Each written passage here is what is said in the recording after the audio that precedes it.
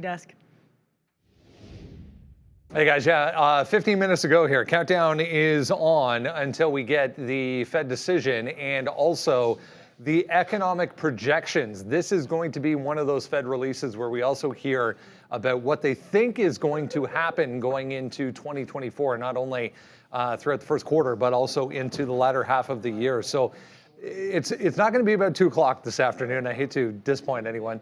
There's not going to be any raise. I'll show you why in a second here. But when we get to 2:30 and we hear from Mr. Powell, we'll talk a little bit about some of the comments that come through. We'll talk a little bit about some of the projections as well. Again, inflation projections and economic productivity projections to come.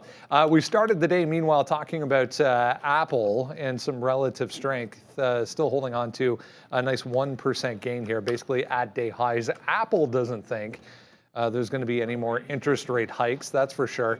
98.2% chance of nothing today, so let's just call it what it is. It's going to be a nothing decision at 2 p.m. Just 1.8% chance right now of a hike. But let's go out a little bit. This is March at this point, so about a 46% chance of a cut at this point versus 53, 54. If you remember earlier in the week, we were talking to Frank.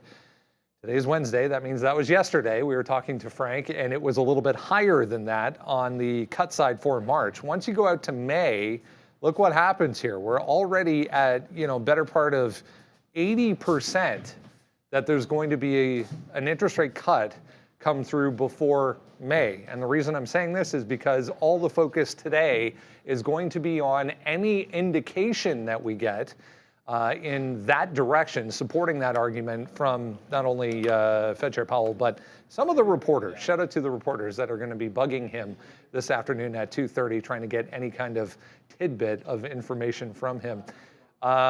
Randy is joining Sean for the next few minutes here, guys, as we head towards Mr. Powell.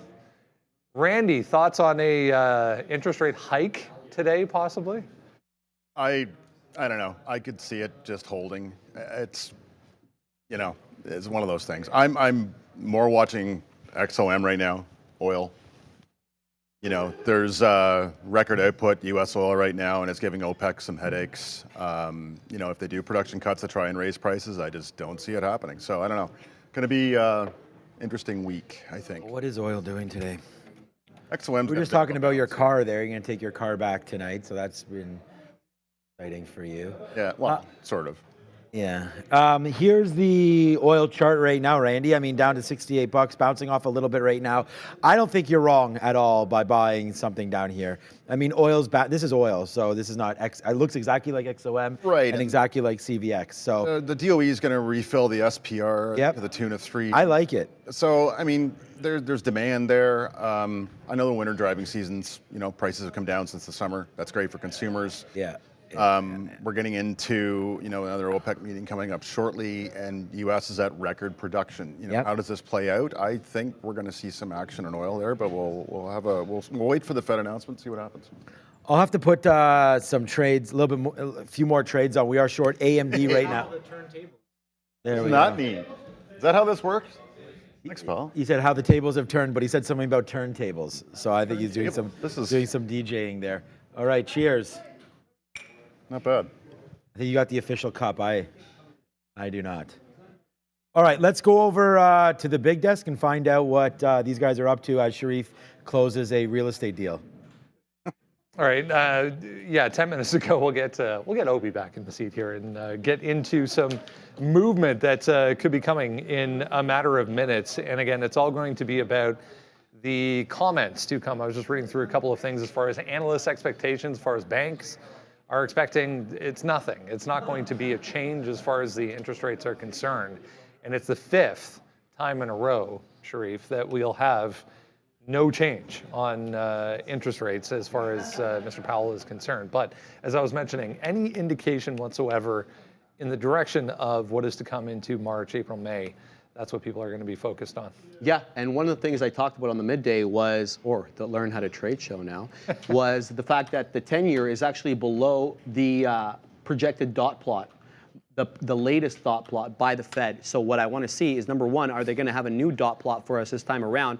And if they do, where the projections will be, because that's going to really factor in what the FOMC or the Fed rate tool will project for some interest rates next year, especially for the cuts. So we'll have to wait and see about that. Yeah, this is going to be one of those meetings where we get the economic projections from Fed Chair Powell going into Q1 and then the latter half of next year as well. Again, I mean, 4.25%. If you trust what Fed Fund futures are pointing to right now, 4.25% by the end of 2024. That means 100 basis points are going to go poof. Yeah. Between now and then. How they get from where we are now to then is a question mark, obviously, but it's a matter of when, not if.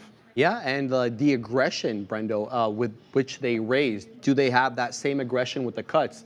I don't know. I think with this 2% being an elusive target, as we've seen lately, that may not come as quickly as we may like. But I think that you and I were talking off camera today about, if we get that quarter point cut, the market's just really going to jettison here, especially earlier in the year in 2024. Yeah, especially on the back of, remember, 4% yesterday.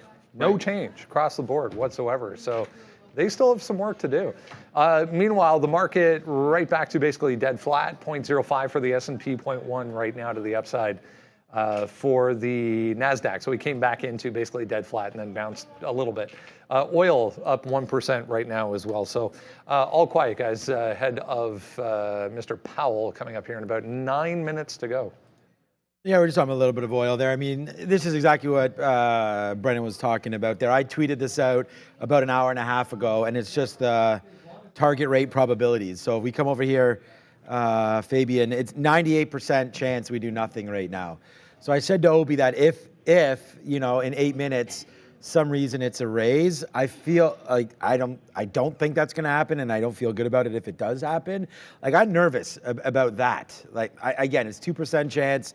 Unlikely that anything comes from it, but let's just be perfectly honest. The market, does have an opportunity to humble everybody, and they could be wrong. But generally speaking, that's a no-fly zone. It's going to come out as expected with no change. And when it does, I don't know. I'm looking here at the NASDAQ, and I said to Obi about shorting Microsoft when I did up here. Now Microsoft is $2 and something in the money, and so is an AMD. And that is that we're not far away from what we said. I said to Obi around 2 o'clock we'll probably be near VWAP. Now we have just kept on going lower, and we are only 21 handles away from that level. So I feel like we were pretty right about that call now, that the market would stay put. And so I don't expect too much to happen. So let's just zoom out a little bit more here. I'll probably trade the TQQ or the SQQ, as there's a lot of you know that about me. Look, we are stone's throw away from this high again, right? 16.6. So that's right here, right now. So then you got to go a little bit higher. 16.7, 666, 1666. Like, that's the high right now. We either take that out, so we'll watch out for that coming through, or we watch out for a dump in, and honestly, 16.5. Like, why? Unless something dramatic changes, I will take this 50 period. So that's 16.5. So that's 100 handles down. Let's let it settle down. I think you can get that. If for some reason he gets on the podium at 2:30 and just starts talking, and worst case scenario, I mean, if we can get into 16.2 or 16.3 down here, this is only Obi 2 days ago. Yeah. So it's not like we're not able to get this level again. So 16.3, I think, is a good starting spot, but I think that one little quick flush down, 16.5. So we haven't really been there today. I mean, we got as low as 75 handles away from that. Is there a reason for it to continue to sort of rifle up right now? I don't know. It's going to have to be the discussion, because it's going to come out no change, 5.25 to 5.5, no change is what's going to happen in 5 minutes. And then we have to look forward at something else. Yeah. So let's wait till he gets to the podium. I think this is going to be a pretty standard play. Yeah, I definitely agree. I'm just going to stay patient. Again, we've made a range on the day, so we have some points of reference to go off of, but he could come on. Anything can really happen, right? So I think my job is just going to be wait and be a little patient and react to how price action deals with the structure that we've made today and maybe this week as well. So I just don't want to get anchored to any level specifically. Sure, I see that we've made a little bit of a range on the day. That's pretty much my look on that. Just going to be more reactive and participate. I just put a bid. So for Lincoln, it's just a simple moving average. All things I have on the charts are simple moving averages. So the green is 200. The blue here is VWAP. May come across as, we can go to the screen just here quickly. We'll go over to Brendan in a couple seconds as this number is going to drop. But that's 47. So VWAP is green or purple. VWAP is blue or purple. Green is the 200 period. This sort of pink solid is 50. And then this is the 21 period. I haven't really done too much work with that. I don't. If I'm looking for something, maybe I'll use it, but I just put a bid down here at 47 flat. Let's just see if the market does flush a little bit here on the number. So I will take a TQQ level there. So 47 flat to try to hold it. And then worst case scenario, I mean, I shouldn't say worst case scenario is bad, but you know, what about this 46, just going back to sort of where we were yesterday? I don't know. I feel like Obi and everybody, like it's just when something's expected this much and the market is telling you basically flat, like sure, we're trending down. We have a few negative stories today, right? I mean, Tesla's not wanting to go up. Microsoft is falling a little further than the market, so that's not helping the indexes, right? Oil's up today, which is nice. So a few stories that are working and a few that aren't. So I feel like the market being flat is close to being right. So yeah, any dip buy opportunities before he hits the podium, I think those are buy zones. So, all right, let's go back. I mean, do we want to go to Brendo or just stay here until a couple more minutes? We could stay here. All right, just real quick. Apple, I just want to talk about some big names here as the market comes through. So Apple right now is ripping. It's been amazing all day. If you guys have traded it, I don't need to tell you, you know exactly what's good. Apple continues to work. So let's, just basically continue to watch out for that one. Taking out 197. Its 52-week high is... Let's just pull this down. I want to get it exactly what it shows here on, because we're probably going to take that out on e-signal. Oops, where'd it go? On e-signal right here, its 52-week high is 198.23. So that was right back in here, back in July, 198.23. I say we take that out right now today. So let's watch out for that. Again, a good number. I think this thing goes. If the market wants to take Apple with it, why not just punch long 197? I could definitely see that coming into play again. We are still short Microsoft, $2 in the money. That's off there. And I just tweeted, let's see lower. Because again, maybe the market is off and we're the wrong way and it goes downside. So that's something. And then the other name that's been pretty weak here today, that we traded once. That was good. Then we tried 232. That didn't work. But look at 232. This is another great level here with VWAP. So like if you break the futures and we start to go up, I don't mind this 232 long either. Actually, I'm going to take a 232 long on Tesla. I'm going to get that order in right now, Obi, because I don't mind this trade at all. 232 long break on Tesla. If the market wants to go, let's go. Let's go. Rev up those engines, buddy. I think I like some of these longs. Yeah, I think the fact that like we have been kind of downtrending a lot on the day. If price action kind of comes up and we blast through some of those highs, we've definitely accumulated a little bit of buying pressure on the way. So I think that's a decent way to take a look at it. But yeah, with about a minute left for this number to come out here, just markets are kind of baiting up into here. But yeah, I'm going to stay patient as I have been for most of the day.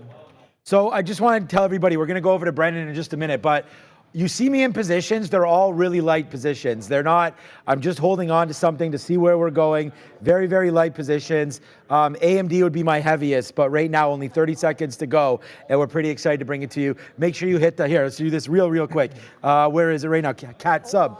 Like and subscribe today. If you're with us, we do this every single day, guys. Like and subscribe. Let's go back over to the desk with only 20 seconds to go. A nothing event here, but I'll show you what I'll be looking at right here. So 5.5% was the last, 5.5% expected. Guess what?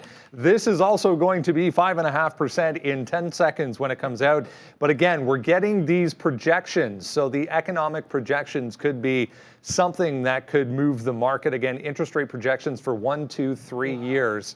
No change on the Fed funds rate, 5.5%, 4.6 on the 1-year projection versus 5.1 last time. All of these are downsized. 3.6 on the 2-year, 3-year, 2.9% is in line with expectations. So again, economic projections and interest rate projections all downside, guys. Here at what's popping off. I'm just trying to find out some of my positions here. Just snapped the high. And what we have. Yeah, so AMD's pulling back a little bit right now. We did punch long in Tesla. AMD 137, Tesla 232 long. We talked about that. AMD we're going to try short right now against 137.60. I got to get my orders ready to go here. The strength here, kind of coming in. NQ kind of coming into the high of the range here. Again, like I said, I think we talked about the move kind of coming in or becoming a lot more clearer when he does step on the podium at 230. And yeah, we're getting in that initial little bit of volatility, kind of reclaiming the high of the range there. So a little bit just more of this chop. Now I'm curious to know if here on the NQ we just wipe the range and kind of come back in by the time he steps onto the podium. I'm watching Amazon here as well. Got TQs on watch on the side as well, kind of looking similar to that NQ move. But yeah, some of these levels where we've sold off of, definitely kind of catching some buying pressure off of those. There goes the ES kind of blasting through its highs, and then the NQ kind of coming in as well. So yeah, I'm not going to be too involved right now. I think that 147 was not a bad place to kind of potentially look for some involvement there, but that came in real hot as soon as that number comes out. So yeah.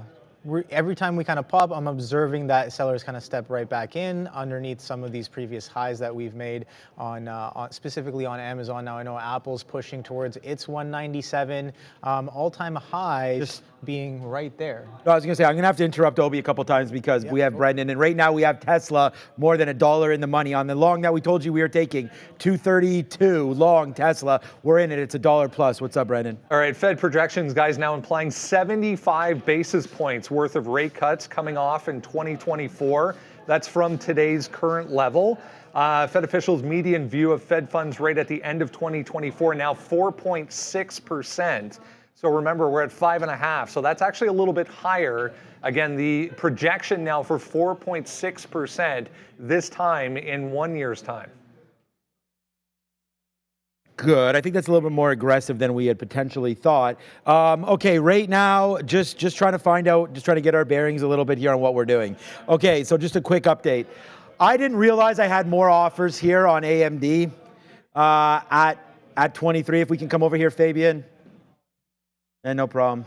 Who's that dude in the top right, by the way? Yeah, so we had some more short there. Wrong trade. We didn't, but anyways, we got stopped out. So AMD is a stop out, which is completely fine. Tesla right now, more than $1 in the money and still going. Remember, we talked about this. I said I'm taking a 232 break. So there it is right there. So let's spin it one more time as we get long on that number. Put another, where we've made money today, multiple dollars in the money on Microsoft, multiple dollars on AMD, Tesla, trying to go more now. I'm waiting at honestly, I was waiting at 233.50. So we're pretty damn close right now to ring in the register one more time. And there it is right now. Bang, says Sharif.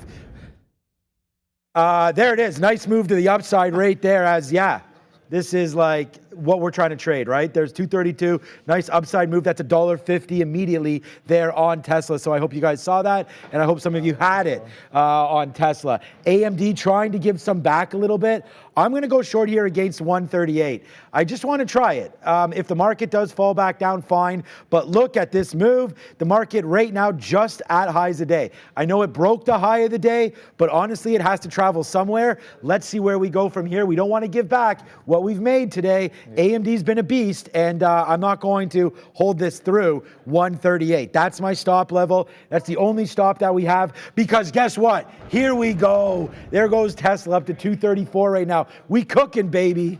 Wow, that ES move is absolutely wild there. So I did attempt a short here, Amazon 148, just underneath it. Gave it a pretty tight risk, and then it comes right back through with the ES and the NQ kind of blasting towards their highs. So yeah, definitely buying pressure is continuing to the upside, kind of reverting some of this action. But the future is blasting off towards this, yeah, a huge blast off. The SPY kind of, I was looking at that 465, and that just went right through it. So yeah, again, like I said, gonna let this price action kind of build some structure and wait closer for 230 when he does come on the podium, and we get the reversion man kind of say some things to potentially move the move even further or bring it back in. So we'll be a little patient, kind of coming in. But that buying pressure, oh wow, Sean. That thing is wiping all of those levels. Yeah. Just like we said, kind of we've built a lot of buying pressure with this kind of price action coming all the way down, nice and clean, and then you get the strong wipe. You're definitely pushing some players, intraday players, out of the way with this buying action, especially on these futures here as we kind of scream to the upside. A little bit of buying pressure, a little bit of a squeeze. Happening. Wow, we are really going here, dude. Coming in right again on Softy. Happens to be VWAP as well. Maybe that's worth a watch. We are really going, man. I guess my TQQ bid did not get filled at the bottom of the day. Let's go to Brendan and see what's up. All right, I showed you this when we came on at 1:45 there this afternoon. This is still lagging a little bit, but I was just hearing, guys, Fed Fund futures now showing 90% chance of a cut in May. That's versus, again, it was about 82 just 15 minutes ago before we got this decision. So now 90% chance of a cut coming up in May. Yeah, I heard the same thing there as well. Okay. All right, I have a new position. Let's just try it, man. We're shorting Google. We're 13 pennies in the money. Let's see if we get a bid down here. And if we can get it, then let's cover just a little bit now, as we are trying to do a little bit of that reversion game, Obi, as we go there, because I don't know where we're going to go right now. We still have Tesla $1.20 in the money. I like this move. But in what was been a weak name, we're going to go over to Google and to Tesla and short those both. So we're going to try to play a little bit of a move here. A nice move up. I think Brendan just nailed it there. 90% chance of that May rate cut again. So let's just see if there's any retracement back down. I mean, I was in the bank of 4 to 5 rate cuts anyways next year. So it looks like we're kind of getting that all confirmed up right now. So Pfizer still 30 cents. Again, this is a sticky note level of 26. So we've gotten some good outs on Pfizer, but we didn't get anything up here. Let's now put an offer all the way up if we can. Bitcoin's ripping now. It's 42.8. It just hit. So that was good for GBTC and Bitcoin. Let's have a quick look to see what that's doing right now. I think mooning. There's 35 bucks. Load, there it is, yeah, up 4%. You could see a nice little bump up in GBTC right now as well.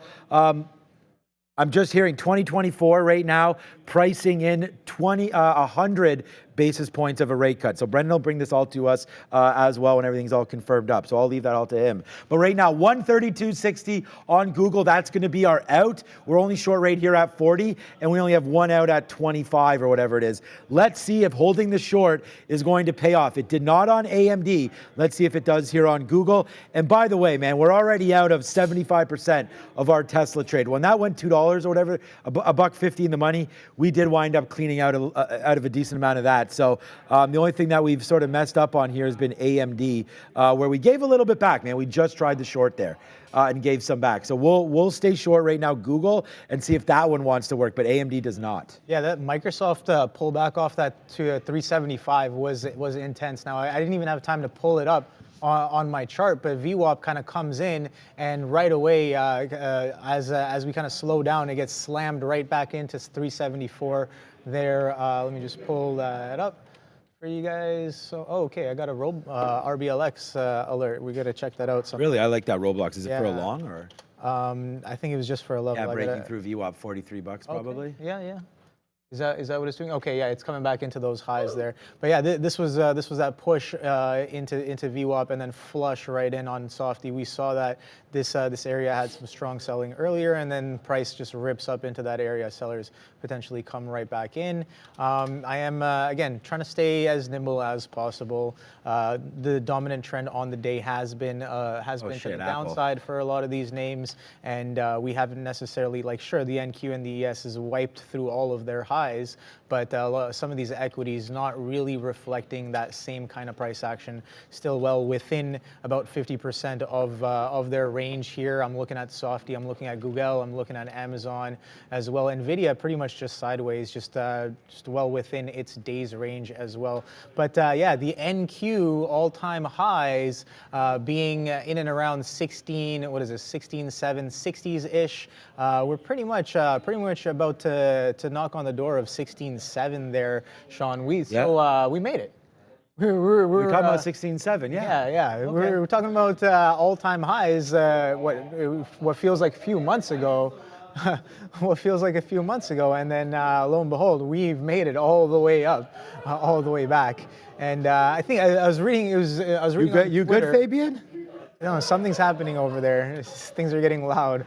But, yeah, you were reading on Twitter. Yeah, sorry. I was reading on Twitter that some large cap short traders have been having some serious trouble in this run up. I could believe that. So definitely. I wouldn't call it an unusual move, but a move that has caught even some of the larger, better players offside, I would say. Brendo? To these highs. The discussion going into this was very almost hawkish, but here we go. This is the red line statement, guys, as far as the actual written statement from the Fed. They turned, the economy has expanded at a strong pace in the third quarter to slowed from its expanded state. So that's basically it. There's nothing else on here that has changed. So as far as the actual statement, it's a nothing, as we more or less expected. We'll see what Powell says at 2:30. Yeah, you want all those. You want a little more red lines in that situation, right? Because then that'll create some more volatility. You know, the VIX is like ridiculous, 12. It's like, there's nothing going on with UVXY and volatility and stuff like that. So I feel like it's just mosey on, man. I mean, this is what these futures are going to do. Remember, they've already announced these rate cuts. Like, if they're going to be data dependent, we've had a couple numbers come out, pretty much rate in line and as expected. And we talked about this on the podcast as well. Those really haven't been amazing trading opportunities, CPI, PPI, the jobs numbers, things like that, because they're coming jolt. That's been giving the market a jolt. You get a little bit of a jolt. Come on, Obi, you got to do better than that. That was too easy. Like, if I know what you're getting at, then that's too easy right there. But no, I just feel that we know where we're going. And that's why when we looked at the charts, we said, like, you know, what to expect from the NASDAQ. And I mean, hit the like, hit the subscribe. We're here. Brendan's going to bring us any information that we need. But there it is. There's the high. We said probably taking it out. Unfortunately, honestly, when it came out as expected and we are not hearing anything different, I am trying to revert back. I do like the short right now, and that's what I'm sitting in. I'm still sitting in the Microsoft short. Tesla's working. I'm debating getting out of this, but the thing is, it's the only long. Well, I also have Pfizer, but this is like the only long. So if this really goes, I mean, we already have it. Like I said, we're already at a 75%. So if this can really go, right, just bouncing its head off 234.50, I mean, that's $2. You know, more than that, we're $2. We're just $2 in the money at 234. So, you know, without being overly greedy, I do feel okay about the spots that we're in right now. But my biggest position just came in right here, and it's Google. I'm only giving this 10 more cents or so as it's right at VWAP. I just want to see the reaction in and around here. Let's hope the market can fall back a little bit. But going against the trend is not a very good idea in this situation, as the market is now just going to probably, I don't know, drift higher. I could see at least until 2:30 when Powell comes on. You got a super chat from Mr. Westermeyer here. Apparently he's coming by. I heard that, but he's coming by next week. But I'm off on Monday, so I'm going to try to make it go through. Yeah, he's saying, did the Sean Katina not call this market rally like 1 month ago? You absolutely rock. I mean, yeah. You got the special 8 ball there, or? No, it's just called a brain, because like I went over to No, I went over. You can call the algo guys over here. It was October 20. It was whatever the last Fed day was. I go, stop. Whatever you're doing, do not go short anymore. Turn off your short algos. It's over. But you can still make money short. I mean, we've made a lot of money short. Especially today, man. We shorted AMD. It was great. You can still find opportunities to short. But remember, what sent this market in a spiral was the fact that the Fed came out and said they're going to have to start to raise rates due to combating inflation. Then recently, we've been getting kind of the opposite talk. Inflation's coming back down, you know, and so should the rates. Like, how excited are people going to get when then now they can maybe afford a home again? Like, if the mortgage rates are coming back down, but that's the thinking, right? The stock market is a forward-looking tool. You know, so that's why I thought this, and yeah, I'm really happy because we did get money to work, and it's been working. The only thing is, I was long Oracle, and that's not a good one, so I'm still long Oracle in my own account. I remember I bought it at 107. That one started to rip up and hasn't done much. I'm close to getting stopped out of Google, so thank you so much for all the kind words, but for right now, maybe we just wait for Jerome to come out. Like, I'm short at 46, and I'm getting nervous. It's at 50. Like, it's just... When the stock, like, can you imagine this interest rate just came out and this is what we're doing? Like, we're in a like 20 handle range. So let's go see what Brendan has to say. One interesting note, guys, I was reading back through some of these data points. The projections that we got are now actually indicating inflation at the end of next year will be 2.4%. So we've been, you know, talking about the stickiness, if you will, of this move back down for inflation. So Fed officials seeing 2.4% by the end of next year, and then 2% not for another year and change after that into 2026. Okay, that's some good outlook. We did say the market's a little forward-looking, so maybe we. Yeah, I was just hearing something about Tesla in my ear. I'm going to take it out, but anyways, yeah, go ahead. I think to kind of continue on the point you were saying earlier, something that I did notice was after the last CPI, we kind of held onto that reference price, and we just started to slowly trend up after that. Kind of maybe again, we talk about reference prices and certain market catalysts and how you can form trends off of those specific levels. And last CPI, you can see again the SPY is a great example. I've used this before. We kind of held that those CPI highs and slowly pretty much trended up into where we are today. So. I think the sentiment has definitely kind of shown itself. Whether or not that was due to that or not, you can speculate. But the again forward-looking lowering of inflation expectations. I think that's been kind of the theme there. No, what's your opinion on that? My opinion on that? What, forward-looking interest rates or what?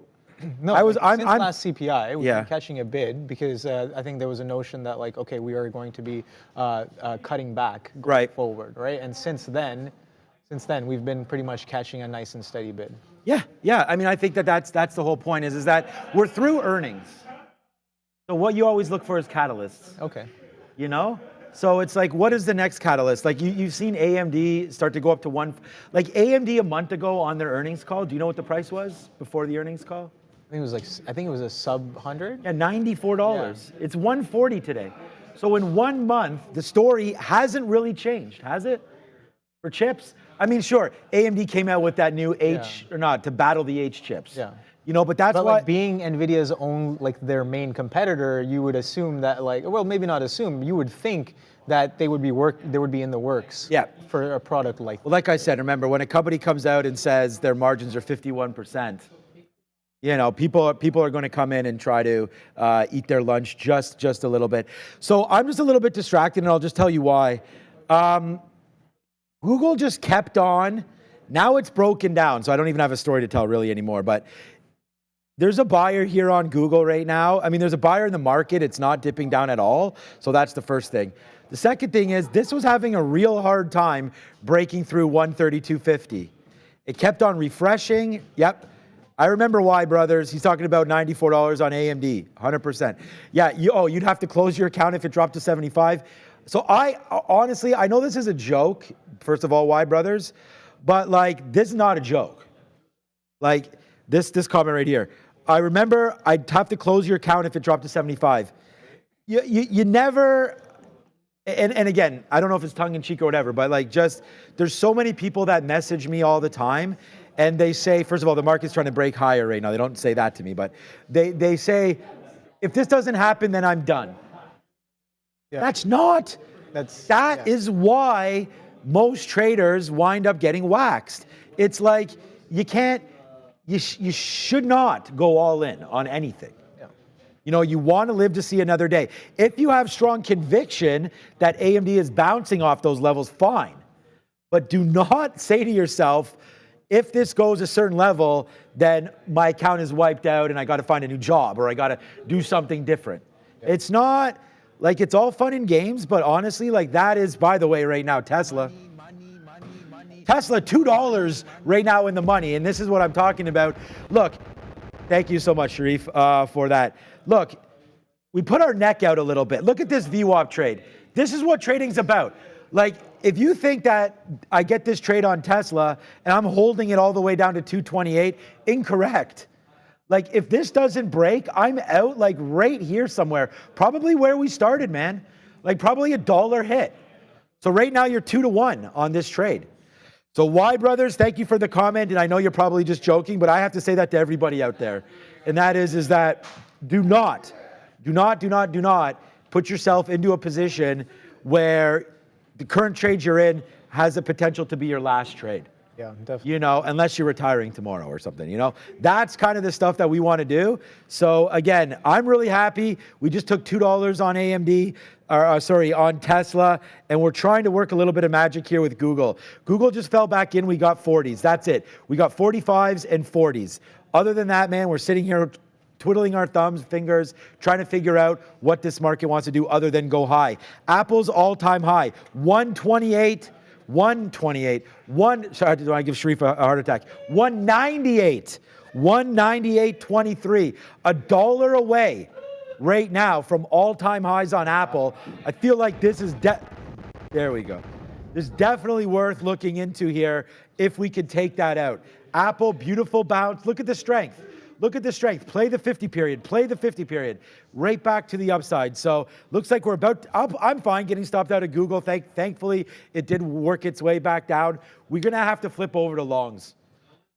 We may not even wait for Powell. Let's let certain things settle down, and then we're going to have to make a decision here because this market is really going here, taking out highs and everything and not waiting for anybody. So yeah, Powell be damned, this market's going higher. Yeah, it's just gonna keep on going here. The bid's kind of coming in. 16.7 just came in and just clipped those 710s just at the highs right now. The market continuing to go. There it is. I stop out of the short on the Amazon right into that 148. So I was watching that pretty closely there. It's been a slow, steady creep up off of this kind of flag that we made in and around this 148. So yeah, I guess I'm done with the shorts for now. Again, I want it to be as patient as possible, as nimble as possible. I tried the short a couple times. It's not in yet, so I'm just going to be a little bit more patient. Apple's pushing towards its highs. SPY is absolutely blasting off, so you know what? Yeah, buddy. I might just pull up the SPY here and take a look at that instead of some of these other names that are kind of muted right now. So let me just pull up the SPY on the AM.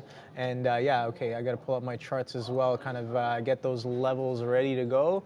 And okay, so there's not really much resistance until that 470 here, but that 466 might have been nice for the long. We just blasted right through it there. But let's see, what's that? The consolidation low right here. I'll pull it up on this chart so you guys can see it a little better.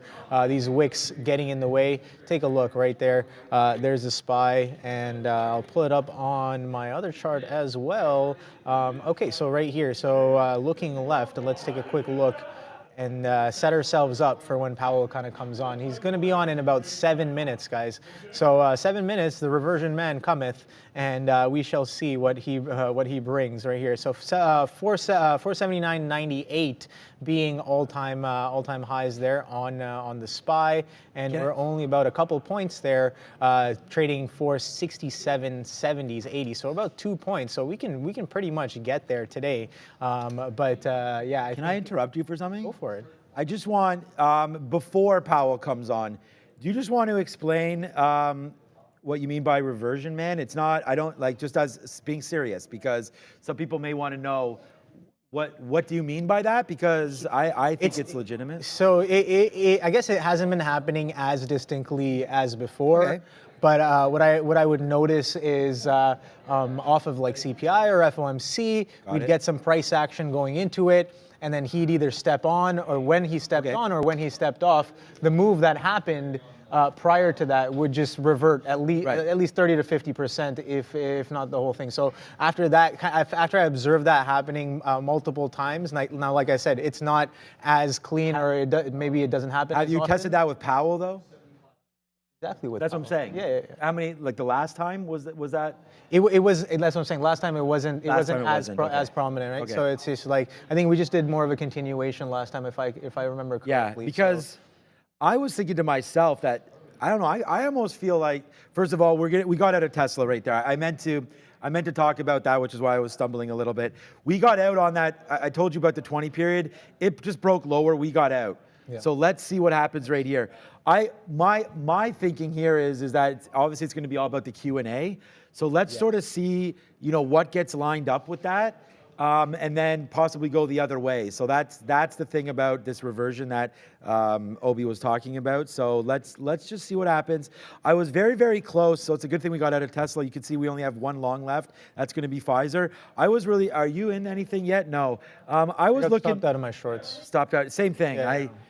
Yeah, my Google got stopped out there. I still feel like I want to get in. I'm not going to do anything, Obi, until we get Powell at this point. I just, for me, fair thing to do. Like for me right now, I don't really see the value in taking anything right now. I know that might, again, sound a little bit insane, but you need to have the risk to reward there, right? Like, here's me getting stopped out of Google, 10 cents, or right here, 10 cents a go, but I'm fine not getting back in on this. I don't have like an urge, like I don't have like that sort of that nut or whatever to scratch there. Not to scratch, with this trade. I don't know what I was getting at right there. But anyways, I'm trying to get all locked and loaded here, and I don't want to be into too many trades as we get going here. So itch to scratch, I guess, maybe is better. But I do like this trade on Google for the short. If it can come in, let's pay attention to that. And then the other one that I liked too was Microsoft, possibly short. It's just bouncing off VWAP right now. But I just feel like, I feel kind of silly sitting here and trying to catch some of these moves before we hear anything from Powell at all. So we'll stay tuned to it. It's only a couple more minutes left until we get Uncle Jerome, and then we'll find out what he's thinking and where we're going on these Fed futures. Yeah, I think I agree with you with the questions. His message has already been kind of posted, right, in the written document, and yeah, the only things that we might not know about are the questions that are going to be asked. So I think that's a fair assessment to kind of see what questions come in and how he responds to them. That may be giving us some sort of clues. But at the end of the day, in my opinion, price action is king, and if the bids are strong, got to look for a place to get long. If the ask is heavy, gotta look for a place to get short. So those are the concepts I'm going to stick with. And as of right now, the bid is kind of pretty strong, pushing back towards those highs here. And Softy still having that trouble. Oh, sorry. I guess Softy's having trouble as well. But Google kind of having some trouble on top of VWAP as well. But it's all temptations, right? I think, in my opinion, that's it's tempting me to take the short right now. But Google really I think it's a little trappy to get involved right now, right? Because I think price action can be very tempting sometimes. It can kind of like draw out a pattern or something that will kind of coerce you into getting one way or another. And again, people, I guess, know that others or majority of people go off of these patterns, and it can easily become into a trap. You see it happen on small caps all the time. All the time. You know what's absolutely ripping right now? Congratulations anybody who's got banks in their portfolio, because wow, JP Morgan just now 52-week highs. You know, this is the thing. People talk about market breadth. Like, oh my God, the Mag 7 is leading us. Sure, fine, they did. everything's all good, right? But look at JP Morgan. I don't know why this chart is not adjusted, but this only goes back to November 1st. JP Morgan's a relatively new stock. Obviously, we don't have any data past, that's just a joke, it's not a very good one. But look at that, November, we were 139. JP Morgan has 3 or 4 red days. You're up to 161, taking out highs right here for JP Morgan. Congratulations, anybody that's been long banks. On the after show, we talked over and over again about buying BAC at $25. There it is. 31.50, let's go. In 30 seconds, when he comes to the podium, what about buying this? What about buying this break? 161.40 on JP Morgan. I mean, banks seem to want to go. I feel like I want to do this. Little undercover play. It's not that undercover. It's just we don't cover banks that often. I think this is going to be a good play here. If the interest rates and everything's going to continue to point the light to us, then I feel like the banks will definitely understand what to do and make a little bit of money here as interest rates and the net margin on interest, they can start to rise here as interest rates will fall back down a little bit. And let's see what happens now. And again, more mortgages, more refinancing, things like that happening as rates start to come back in a little bit. I could see this being a good thing for the banks. Let's watch out for JP Morgan breaking through 161.40. So here we go. It's 2:30. Your reversion man will be taking the podium, but not yet. There it is right there as I look behind me, but there we go. We have it on the air right now.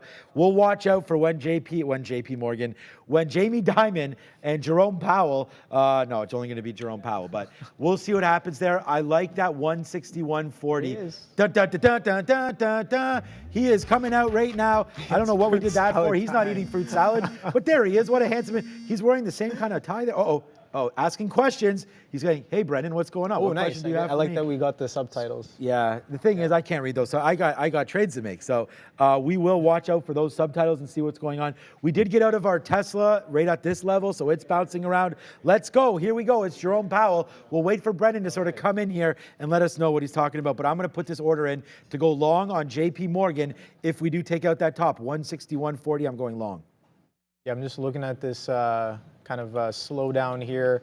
Again, 16.7 holding on to it. He just started speaking. So again, after those questions kind of start off, I think that's when we'll be looking for that. But if that 148 stays a little bit heavy, I do want to get involved as of right now with that 16.7 coming off and Softy rejecting and Google rejecting as well. Spies pulling back as well. Oh boy. Okay, here we go. Goldman Sachs, all the banks are ripping. It's too bad. Someone's in the chat, why don't we look at more banks? Sure, just look at whatever bank you want. They're all the same. I mean, it doesn't really matter. They're all ripping up. They've all had great month of November, nice upside move for pretty much all of the banks, and they just continue to work, right? Look at Goldman Sachs. Again, 350. Huge. Like this name was down to 280 or something like that. So look at, I mean, again, I don't know what's going on with these charts, man. They're taking their fair time. But look at this. Goldman Sachs up $5. I honestly, I have to figure out what's going on with these charts because they ain't working right now. They ain't working. That's proper English, right? I think. So, all right, let's just keep on looking to see if we can get something going. That's that. Look at Google. As if, man, just a little bit too early. We had this short. Like our shorts are right here. Look where we are now. So not much to do there, but Google definitely missed opportunity on that one as we were short, but just short too early. We should have just waited for Jerome, right? But now we're bouncing off again. I think we want to get long. I feel like we want to get long. I know you're looking for shorts, so I'm going to look for longs, you look for shorts, and then we'll see who wins. Yeah, I mean, it's we saw this morning how disconnected some of these equities were. So I think even if we're looking different ways there, we can still come out on top. But yeah, exactly. It doesn't really matter as much. Kind of taking the individual price action on the name is maybe a little bit more valuable there. But yeah, we kind of ripped right back up into that 148, but watching that 16.7 kind of holding as of right now. He's still speaking, no real first questions just yet. I think he's talking about some GDP growth assessments as well. But yeah, I think again, gonna try to stay as nimble as possible with this short until he either steps off or starts these questions here. So yeah, if this is gonna bid right back up towards those highs, 16.7's gotta be a little bit weaker than that if I want to continue holding on to this short. But I'll be waiting a little bit longer. It would seem to kind of really put a position on. Okay, yeah, good call. Me the same way. I mean, nothing really right now is moving around. We're gonna have to watch. I mean, nothing is moving around. I mean, the futures right here, if we're gonna have a quick look at that, you can see there's not, I mean, that was a nice move down in anticipation. Now he's on the podium, so we should be long. I'm trying to get long. I'm trying to find out what stock. Google did drop in. We probably should have bought, I mean, that, honestly, down there into 11s, great level there. Could have bought that one for sure. Maybe let's check in on Meta. We actually went long. Remember we went, was it long or short? We were in Meta earlier and kind of screwed that up short. So now let's see Meta right here. Yeah, just busting through VWAP. This is not a horrible trade off that bottom of 334. I could see this name starting to go. All right, maybe Meta. What is Meta? Up today. Okay, so that's good. What are we on the stock market? It's up a little bit less than this market. That's VWAP right there.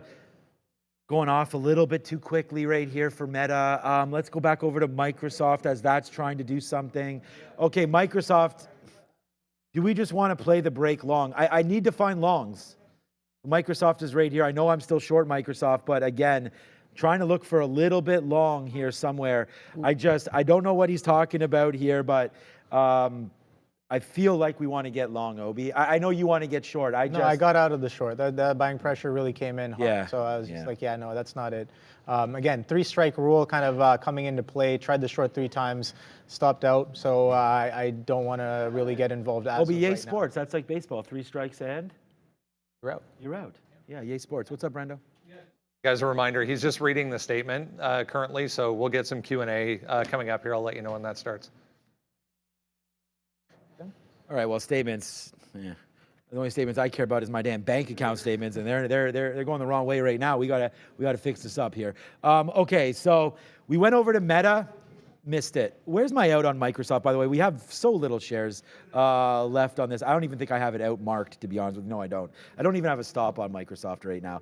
All right, so let's just get out and just regroup, because honestly, this is what we need to do. We need to figure this out. Microsoft, let's just get out. I'm just going to punch out immediately. There we go. We're out. I got out at 56 there. There it is. All right, so now let's just watch out. That was a nothing trade.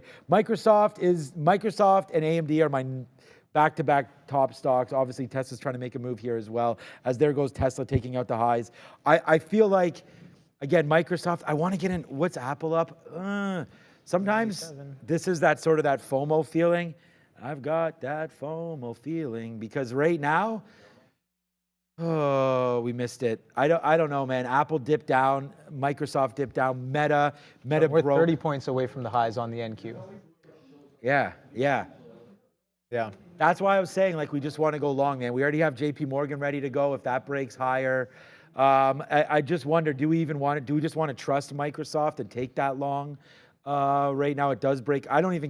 Where we got out doesn't matter. It was actually still a winner, but anything back down into the 200. I'm looking for something to retrace back down. All right, you guys want what's up, Scott H? Let's talk about, I was seeing some people, and you especially, Scott, let's see about BAC. Like, look, wow. There we go on this name as well. I guess, I don't know what's wrong with my charts, honestly. I'm starting to, give me a keyboard because something's going to get thrown around here. I don't want to log out and back in because I know that will completely demolish the charts. All right, give me a second. I'll probably just close and reopen these charts. So yeah, we're pretty much knocking on the door of those all-time highs there on the NQ, kind of coming in.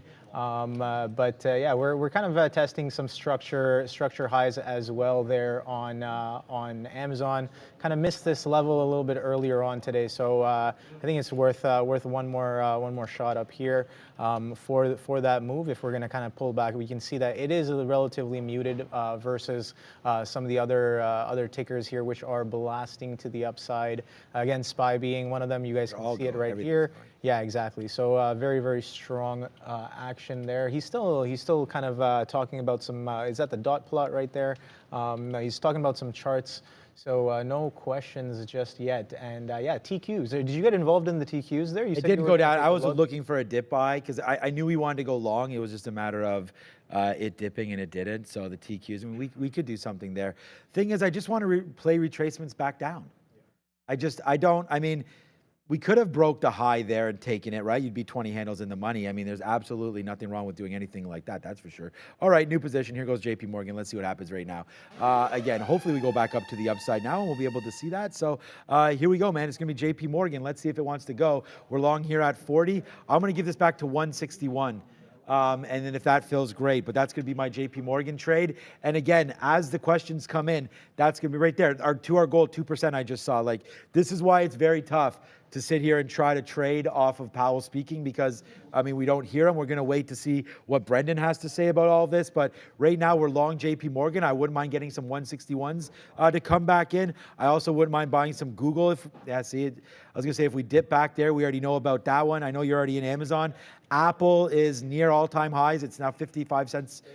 Check that, 80 cents away from all-time highs on Apple as that continues to make moves. Let's just sit in JP Morgan and see something about a 161. If it comes back in and breaks 161, then fine. But that's really what I want to look at. We are now at the Q&A. So let's see if anything happens here. I'm going to put an offer around 161.60 or so. See if we could take about 15, 20 cents, and then let this thing run to the high side, hopefully. But Q&A time right now is Sir Powell. Oh yeah, you can even see the tape kind of speed up off of that, kind of across the board. Very, I mean, the pace changed in terms of how fast some of these prints are coming in.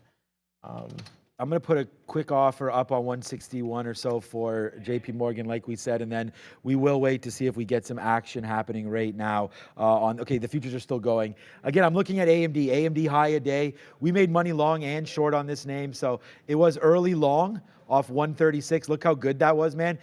We got it out up here. That was a really good trade for us. Then we just messed around with the short before the number. Should have never done that. Lesson learned, high, every day learning something, and that's how you're supposed to do it. But right now I learned from Brendo. What's up? All right, first question, as it should have been, on whether or not they're done. They added that any, if you remember when I showed you that red line statement, any referring to any further policy tightening, suggesting that he just confirmed they're either at or near the peak rate, guys. All right, I'm going to take out, I just took out a dime there. We got 161.54 or something there on a JP Morgan. Again, just want to see what's going on with this one. I know, Scott H., if BAC is ripping up, I don't know what to tell you. I mean, yeah, it's still going up. So yeah, I wish we probably would have taken this one at 31.40 instead of JP Morgan at 40. So you might be onto something, Scott. Congratulations. I do obviously hope that all of that works out for everybody, because that's what we're here for, right? Everybody try to make some good money. So let's go JP Morgan. Let's go BAC. Pfizer, we're still 50 cents in the money. And if you're looking for something to check out every single day, why not just check out our sticky note? Because honestly, it's been, what it's had on here was 136 long AMD, 26 long on Pfizer, 32 long on Tesla. I mean, they're all cash. It's just a matter of positioning and timing. That's what it's always all about.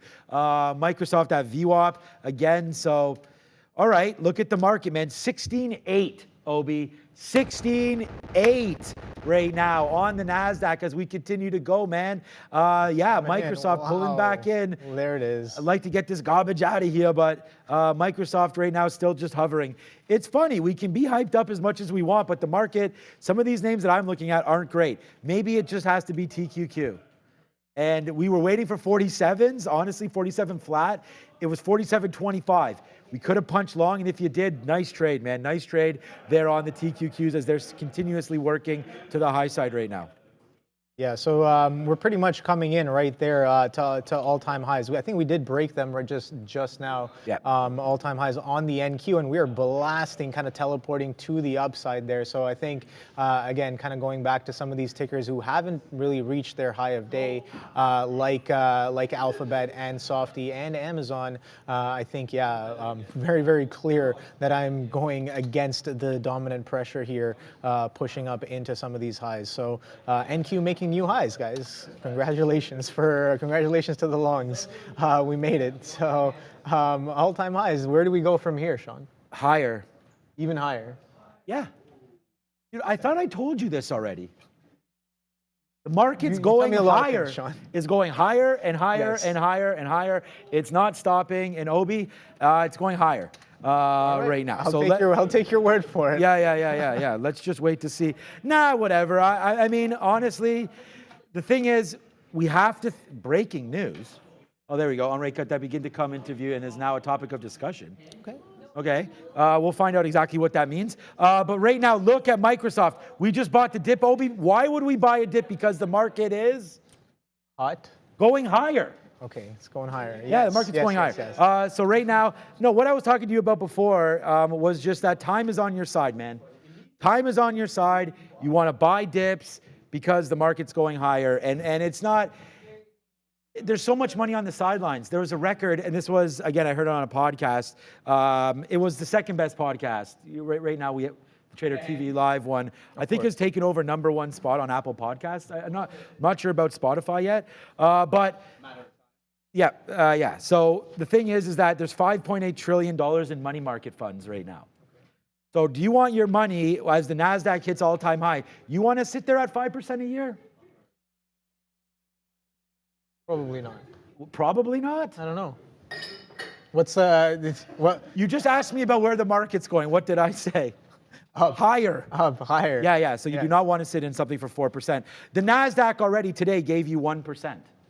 Yeah. So I'm just There's being definitely bullish better- here. I better mean, I honestly, Obi, I have no idea. What I say about what you're saying is, I feel like oil's made a move down. We are currently in 2 wars, right? You know, market all-time highs. You know, is credit card debt exploding, market all-time highs. You know, Bitcoin trying to stabilize right now. Like, there's so many reasons for the market to fall. Mortgage rates at 20-year highs, market at all-time highs. You know, so it's just like, what about when everything sort of gets sort of more blue skies ahead? You know, where people start talking positively again about the market, then we could see what's happening right now. So I am pretty bullish moving forward, but I don't know if we want to put more money to work at these levels. So to answer your question about where we're going from here, that's going to be a tough one. But at the end of the day, we're all just trying to, in my opinion, dollar cost average into the right names. And if you had done that on the NASDAQ, congratulations, you're at all-time highs. Yeah, I think we've had a pretty strong year there, but yeah, I think some solid points there, Sean. Lots of reasons to look bearish, but we just kind of continue to melt up there. So yeah, I know absolutely nothing about a lot of the fundamental aspects of why these market moves and kind of like the macro. We also have but tax law selling and stuff happening right now, right? It's a strong December. Yep. For the year as well, kind of. The Santa Claus rally is starting in 9 days. Okay. When does it usually start? Like, isn't it like a few weeks? The last week. Few weeks before? No. The last week heading in, and we had this stat again on the podcast there, where it was 77% of the time the market is higher, and the average move in that 7-period day is 2.7%, Obi. In that 7 days. 2.7% been the average move over the last 100 years or whatever. I have to go find the stat that I dropped on the podcast. Yeah, you definitely don't want those 4 or 5%. That's what I'm saying. There we go, Obi. Very, very good. Look, bonds, money market, fixed income, all of that, and we can, you know, we had Frank on yesterday. Well, I'm pretty sure we'll have him on tomorrow. Those are tools used for parking your cash, like what people are doing. You're nervous about something, you're uncertain of the market. Like right now, if you take something out at all-time highs, and you just want the market to breathe, yeah, put it into something for 3 months or whatever you want to do. But I don't think you want to hold that money in these in the money market for an overly extended period of time, just because of this. I mean, the Fed, they always say don't fight the Fed. You know, so I think we're kind of getting like, you know, a movement. I mean, Powell just went like this, a movement higher right there, right? So there we go. Fed is not supposed to care about the market. The other thing too is, how about this, Obi? If you want to do some stats. Oh, by the way, let's go right now. Face slap. It's JP Morgan, everybody. JP Morgan going to the upside. That's another one. Where's DJ Khaled on here? There's another one. I don't know where it is. There it is. What happened? Another one. All right, now we'll drop it because I don't want too much. I don't want too many another ones right there. But there goes JP Morgan back up to the upside. What I was going to get at was election year. That's around the corner. That is here. Yeah, it's a couple days. You will be in the election year, and then of course we have some issues that are going to have to get discussed when that happens, and you're going to have two candidates on either side of the aisle that, quite frankly, are going to give us some headlines. Yeah. Needless to say, and both have very differing views on many different subjects. So I could see heading into an election year, possibly, and there are stats on this as well that say the election year kind of doesn't really matter, but I could see there being some issues there as well. So we'll wait to see. Microsoft came out, guys. It did break below 375. We got out. So that was, again, short-lived. Like, look at the market holding out here, Microsoft falling back. So I believe that we're probably going to be close to right on Microsoft being a short. And then Google, do I even want to check back on Google? Google's making higher, so I'm actually okay with it where we got out. So it's Microsoft, that's the short. Yeah, I want to go to kind of what I was showing you earlier today, the SPY on like a longer or a higher time frame there. While we kind of wait for this session to kind of be over. Yeah, the long was definitely the way to get in on this move. We kind of held a lot of these levels here, so I was definitely wrong in being so aggressive on in the short. But like I said, staying as nimble as possible there. But yeah, let's take a look at the SPY. Kind of what I was talking to Sean about was like a really higher time frame chart. You can see again. I think. I like that Michael Noss talks about this, the fractal nature of trading. Again, a lot of price action, kind of relatively the same concepts, regardless of what time frame candle you look at. And take a look at this. This is the beginning. What was this? The beginning of the year. This year, 23 January. Where is that? Right here. So the beginning of the year, we've been bidding up hard at the beginning of the year. We kind of broke this downtrend literally at the beginning of the year. I think it was January, starting January, February. We break that level and start to just rip right up. And kind of 360 to 480 kind of comes in well within the span of 12 months. Like I said, we're closing off this December quite strong, very near those all-time highs there on the SPY. So I think I was watching this earlier on, kind of like July mid-year, and I was like, okay, this looks like a little bit of a, now going back to chart patterns, looking like a little bit of a 3-bar. Yes, you're mentioning that to me. Like a 3-bar. Okay, like what's the concept behind a 3-bar? Kind of a doji indecisive in the middle and a continuation off of the break of those highs, and we're getting a little bit of that action coming into fruition here going into the end of the year. I thought that was pretty interesting, kind of seeing it come into being starting from I guess mid-year and then going into the late year. That pressure really showing itself on the way back towards those highs. Again, it's been a ridiculous ride. I think a lot of us were not really, well, when I say a lot of us, I guess myself and maybe some of the people that I talked to, we were just a little skeptical on the market coming back towards all-time highs. Yeah. But again, it was within possibility. There's always a probability. There's always going to be reasons for one way or the other, right? I mean, the market is a very fluid thing.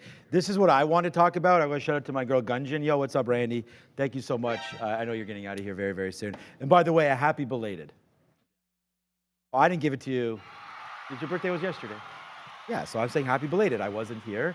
And then Sharif and Adara gave it to you in the midday show. So yeah, well, you're not old. Maybe you're a little bit old. I don't know. I mean, I'm old. I worked with Randy for 22 years. Yeah, I've heard you guys have been longtime friends. Yes, sir. Yeah, yes, that's pretty sir. solid. Yeah, pretty solid. Okay, so look, I mean, I've spoken to Gunjan, wanted to get her on the show. She's going to try to come on, Wall Street Journal. All right, look at this. VIX is at the lowest levels since late 2019, early 2020. So I talked about the VIX today being at 12. You know, and then she was probably watching the show, so tweets it out. But look at this. I mean, these are the levels that we're talking about. So volatility, you know, and part of that is, of course, the VIX is going to follow and be a little more or less volatile. Join me tonight as one of the newest topics, Sean's tweets. And I want to thank Adara as she pulls them for me throughout the afternoon as well, where we'll talk about some awesome tweets that we find. We have one about Michael Burry's stock portfolio. Go over to my Twitter handle and you'll be able to find those as well. And I give a big shout out to Adara for that as well. Okay, so yeah, again, with low volatility, I just feel like the grind is on, baby. The grind is on, back up to the highs. Let's just find out what's the ES highs. All right, so I'm going to do a little bit of work here on this one. So ES, let's go over to a weekly chart here because we have to be getting close, don't we? Yeah, so, oh, it's 48 almost on the knot right there. Why didn't I know that? I should have known that. 48.08? 48, it doesn't have, well, it only has the 52-week highs of 47.01, but we just took that out today. So that's, I'm trying to get it, but this is a little choppy. Yeah, 40, let's call it 48.10. Did you read that before, 48.08? I have. Oh, you have it. Okay. I have it marked on. Hey man, just interrupt me, man. Say you have it. Okay. I thought you were just like 48.08. Yeah, it's 48.08. So there it is. So now you're 50 handles away from that, man. This move that's just happened right now on the ES was how many handles? So 6. That's the NASDAQ. Where's my ES chart? Here it is, right here. Sorry, I closed the wrong one. That was right now. 47 up to 47.50. So that move that's just happened right now in the last 55 minutes would get us to all-time highs and break. So if we get another continuation like this tomorrow, which I think we probably do, 4,800 coming inbound ASAP. Let's just quickly have a quick check on Bitcoin. I just have this little, so I don't have a Bitcoin chart, but I have this 42.7 right now. That's a great move for Bitcoin, man, as it keeps ripping up. I have it marked as 4% higher, but that only charts the last 10 hours. So I found a website that does that. So that makes it easy for me to look to see where we're going on basically from the show, like where we've been on the morning and where we sort of are now. So up 4% over the last 10 hours is Bitcoin, and then that will reset. So don't at me if that number's not exactly right. But here comes Apple, man. Someone just put a magnet. Yeah. I said that's where Apple's going. Now, whether or not it goes there now, I don't know, but here it goes. Look at this. We talked about buying the 50 period, buy the 50 period, buy the 50 period, buy the 50 period. At least I could teach everybody some levels and then just ignore it myself. But that's another buy opportunity right there on Apple. And here we go. 198's going to break. This might be now my highest percentage in my portfolio. If you do have any SPY or Qs, it probably is already one of your highest portfolio earners this year, Apple, and or just percentage in your portfolio as a trade. Look at JP Morgan. Wow. How come I don't hear that anymore? Can't stop, won't stop. Yeah. There it is, man. Shout out to Chris H. Shout out to everybody else. Because not only that, but it is also time to fire off the hot dog cannon, Zobi, because that's a good trade. And right there's 50 cents for you. Hey, we're reading books. I'm listening to them. You know, reading is a little next level for me. And that is that, and me and Neil have gone back and forth about this, but one good trade. Solid book. Solid book. Yeah. Yeah. I was talking about just the trade itself. And I think that's, okay. No, but that's the point. I feel like if you put in the work, like we looked at JP Morgan, we talked about why we thought this was great news for banks, right? We talked about that net interest and loans and all that kind of stuff. We looked at the chart for banks, although my chart doesn't go back any further than November 1st. And then all we noted was exactly how strong the banks were. Huge move up at 2 o'clock. Huge move up when Powell took the mic. So breaking that level, let's go. It's a win. It's going to be a win on all banks right now. Look at BAC. Shout out to Scott H. What's up to Scott Hall, the bad guy out there as we continue to go. There it is. Huge move up, and we riding this, baby. So we ride. Like Russell Wilson, we ride. Oh, yeah. Someone was asking me, they said, oh, Sean, you're not giving a fair opinion on Josh Dobbs versus Russell Wilson last week. I said, I gave my opinion, and Josh Dobbs benched for Nick Mullins when my opinion was Russell Wilson. Yeah, Apple 3 trillion mark? No, it's already over 3 trillion, isn't it, Brendo, Dara, or somebody? Hold on. Let me just call this up. I think it's already above 3 trillion. Wasn't that 180 something? It already happened, yeah. It already happened, right? Okay, I was just going to look it up on here. Yeah, it's already over that, guys. So someone in the chat there. And again, I just want to always double check it there. Mark, I'll just show it to you visually here in case you guys didn't see it. But there it is right there, 3.08T right now. So, yeah, you know. Pretty, what is Apple? The Taylor Swift Era Tour or something? Like, what is that? I have. Oh, are they? Oh no, what I was referring to is just how much money Apple makes. And then I was like, oh my God, Taylor Swift. Because they said that Taylor Swift brought to the US economy something in the billions because of all the hotels, the restaurants, the ticket sales, people spending unlimited amounts of money at these concerts on not only on tickets, but on wares and everything else like that. So I heard it gave like a little bit of a temporary boost to the economy. That's what people were saying, but like it's not really like that kind of move is not really sustainable because like once that catalyst kind of like dissipates, then you kind of go back to whatever, right? So it's like an artificial kind of propping up of. Well, it was you, Charlie. Sorry about that. I told you about Josh Dobbs there. But the other thing is, you know which concert I'm going to at the end of the month? I'm way too old to go to it. But Travis Scott. Okay, that's pretty cool. I think that should be fun.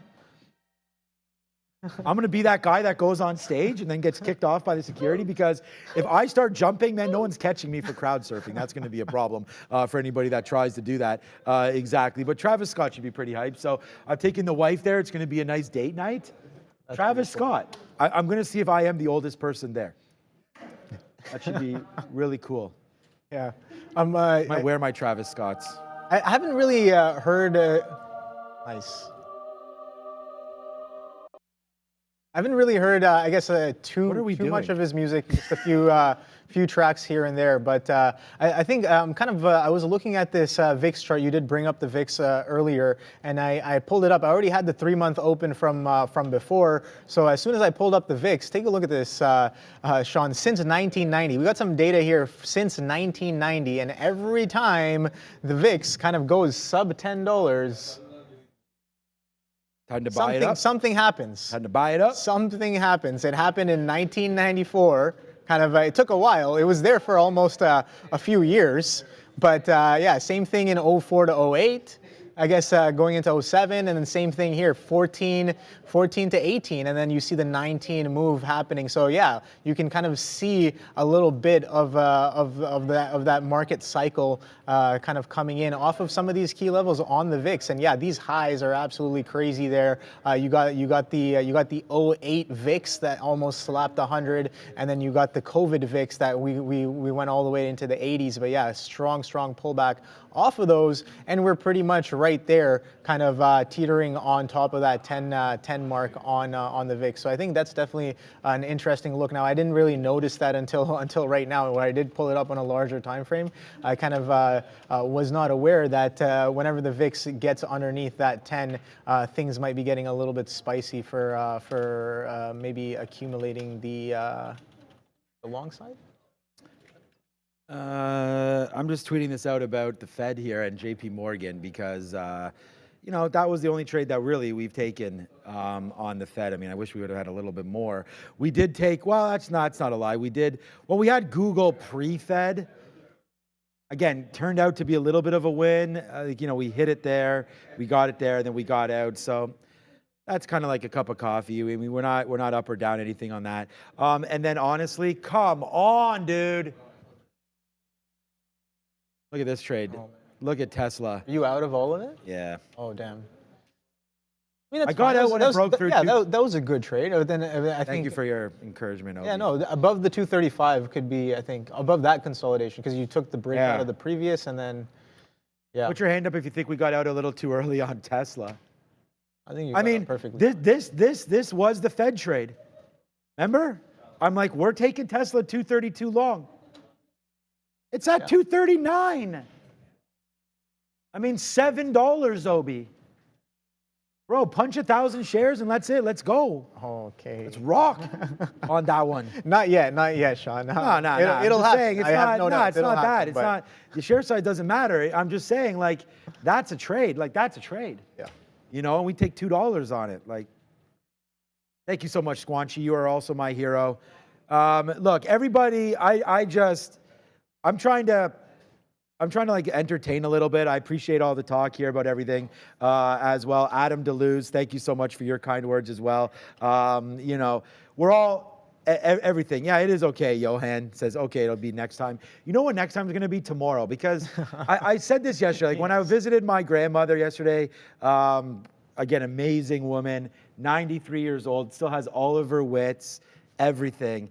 And I was just like, she's just like, oh, it's, thank you, like, thanks for coming. I was like, hey, I had a day off. And she's like, you never have days off. And I'm like, yeah, because I said, I feel blessed. And I tell her this because she's really proud of everything as well. Like, she doesn't know about YouTube or anything like that, but she knows I've been doing this forever. And I tell her, and I've always told her that I feel really lucky to be able to do something that I really enjoy doing. And I just feel like that move on Tesla. 240's incoming. You better watch out, Fabian.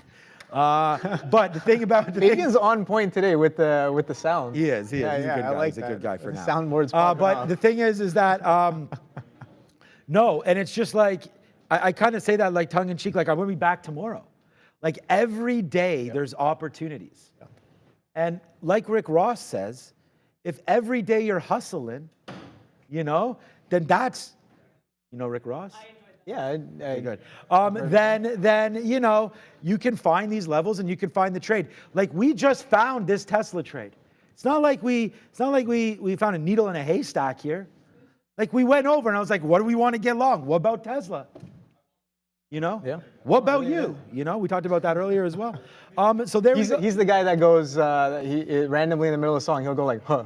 Yeah. Right. Yeah. Exactly. Yeah. Okay, I remember. God did. I remember. He's all about everything.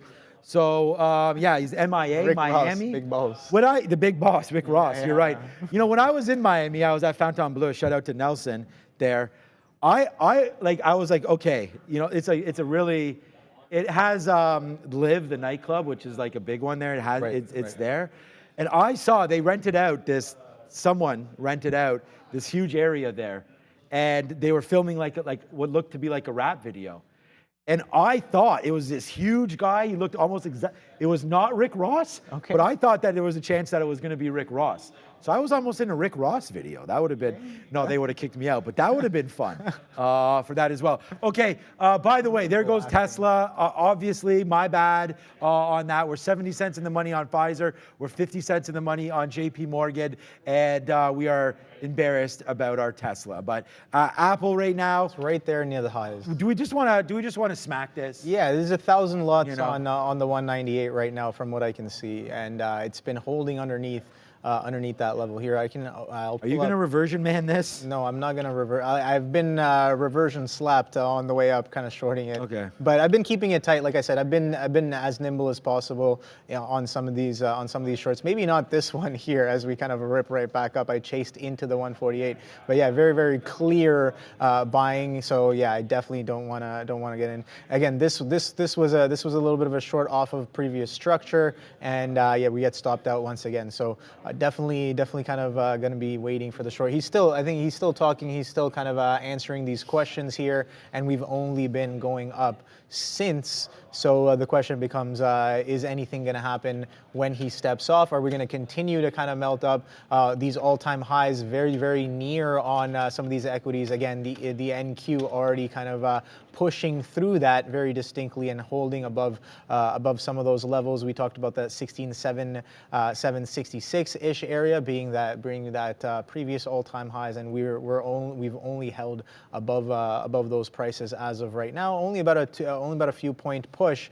Again, that 16.8 we talk about roughly in and around every 100-point levels being a potential area to watch on the NQs. Obviously, not all of them are the same, but that 16.8, a fresh high, kind of coming in on the NQs, getting a little bit of a pullback there off of that level. That 149, Sean, I think I've been waiting for that 150 on the Amazon, and it seems like if we're just going to kind of chop around and hold these levels going into the close, we might just be trading above some of those levels coming in tomorrow if the market stays strong. We saw, again, I was talking about this I guess earlier on today and last night as well, some peculiar action on Amazon kind of going into the close, not only on Amazon, on a lot of these large caps going into the close yesterday as well. And then today we get this massive move that attempts and on some names does kind of push towards all-time highs. That was very, very interesting price action indeed. And I think that if we're going to continue doing more of the same, I was talking to Neil about this yesterday. Some of these best prices are really hard to come by in the open market. Right? If it's a good price, if it's a very competitive price, we're probably just going to go right through it in the after hours of the pre-market session. right? Key levels?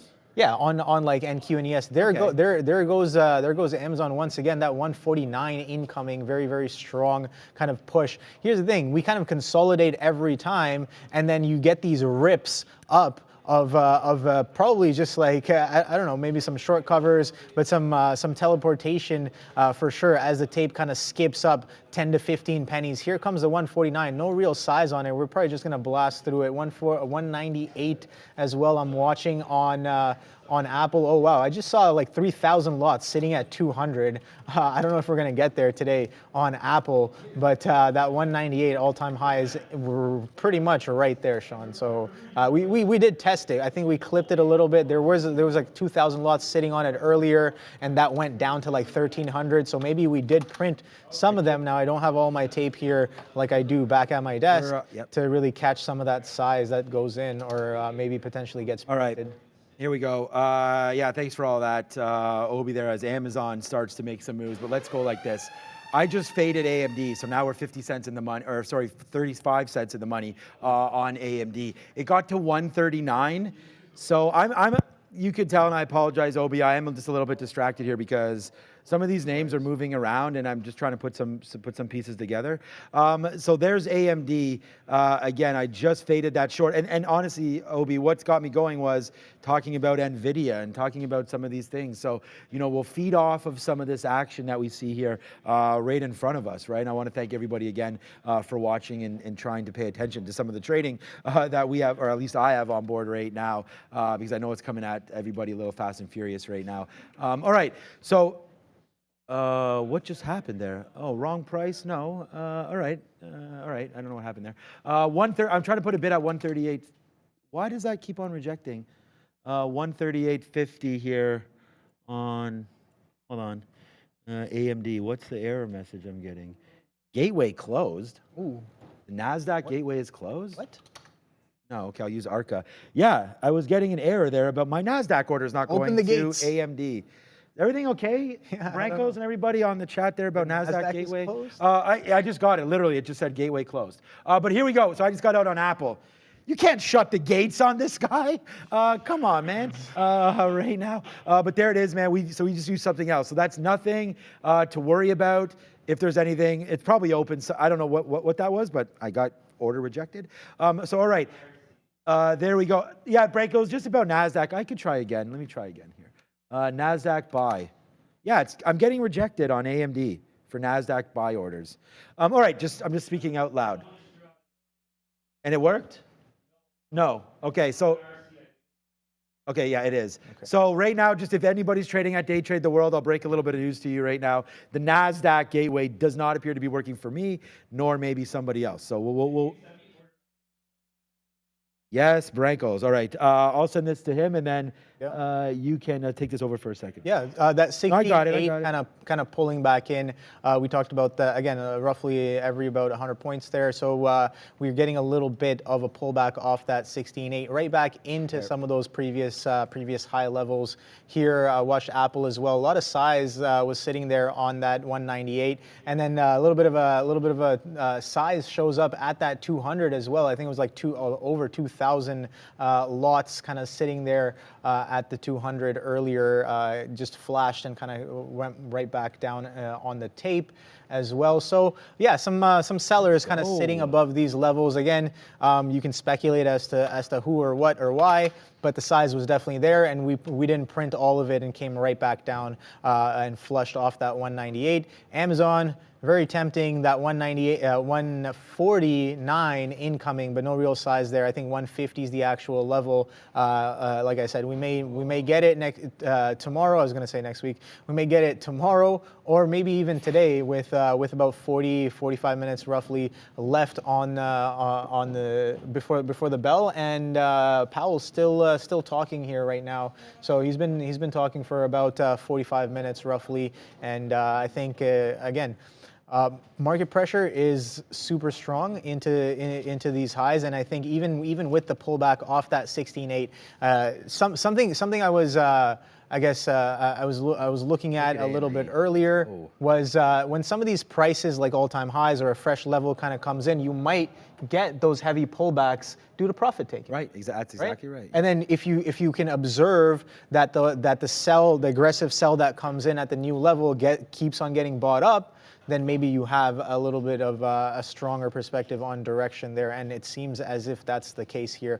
Amazon, well, especially on Amazon and Apple as well, you can see kind of it sells off, gets bought up, sells off, gets bought up, sells off heavy, gets bought up. The same thing here with the NQs, kind of pulling back off that 16.8. Yeah, that AMD kind of popped into that 139. I did pull it up as soon as it broke that 139 because 140 was the level from a few days ago. Why do you take the short with me, dude? I was not looking short. I was looking to get long the 140, right? Again, I got two levels written here on my AMD on my sticky note. One was 136 and the other one was 140. So anything in the middle is a little bit of a diddle for me. So I think, yeah, 139 looked a little decent. That failure to follow through, you had to be there, and I think you were there and you caught it real nice off that short because we attempt to break the highs and then flush right away.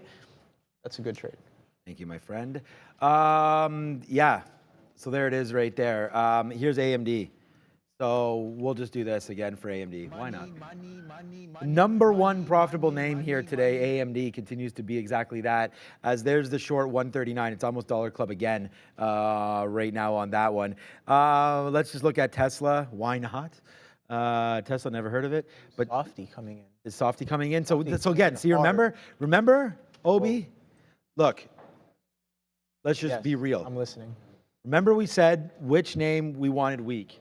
It was Microsoft. So it doesn't matter that we don't have it, Obi, because we have $1 in the money right now as well with AMD. But we recognize, man. Game recognizes game, and right now Microsoft is downside. So that's a good one right there as well. Oh, just real quick, guys. I still have a very, very small piece, but look, we're out. So I'm out. I was going to tell you guys, and unfortunately, it just broke. JP Morgan. So our best out is 161.95.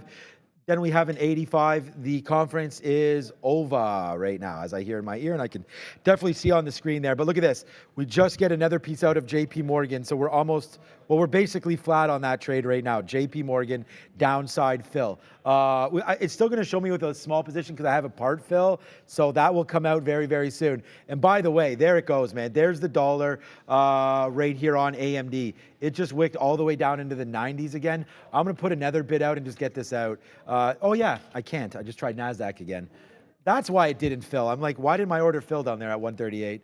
Yeah, NASDAQ. So I already reported that as a problem. Okay, so there it is. Nice trade on AMD as I just put another bid down there at 138. I could see it. Someone just said flush time. I could see it. That is why we did get short. Powell does have an opportunity there to rally the market. It looked like he did do that. Now questions are over. Proceed to do whatever you want to do now, NASDAQ. And I just think it's been a huge move up. But did we get any new news?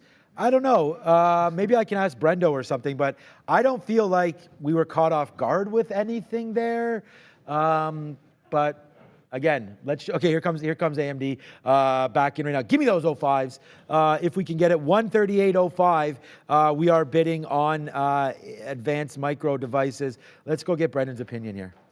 Yeah, just to kind of sum it up, guys, I mean, it was impossible for him to not at least acknowledge the fact that the conversation has now started, as he put it, as to when they were going to cut in, as to how much, because the dot plot and because futures are pointing to 100 basis points, better part of 100 basis points in a year to come off, 75 for sure starting in March through May and then into 2024. So much more dovish, I would say, in this press conference, but he still didn't really give anything away. He said the conversation about cuts has started, but they will still hold the line if they need to.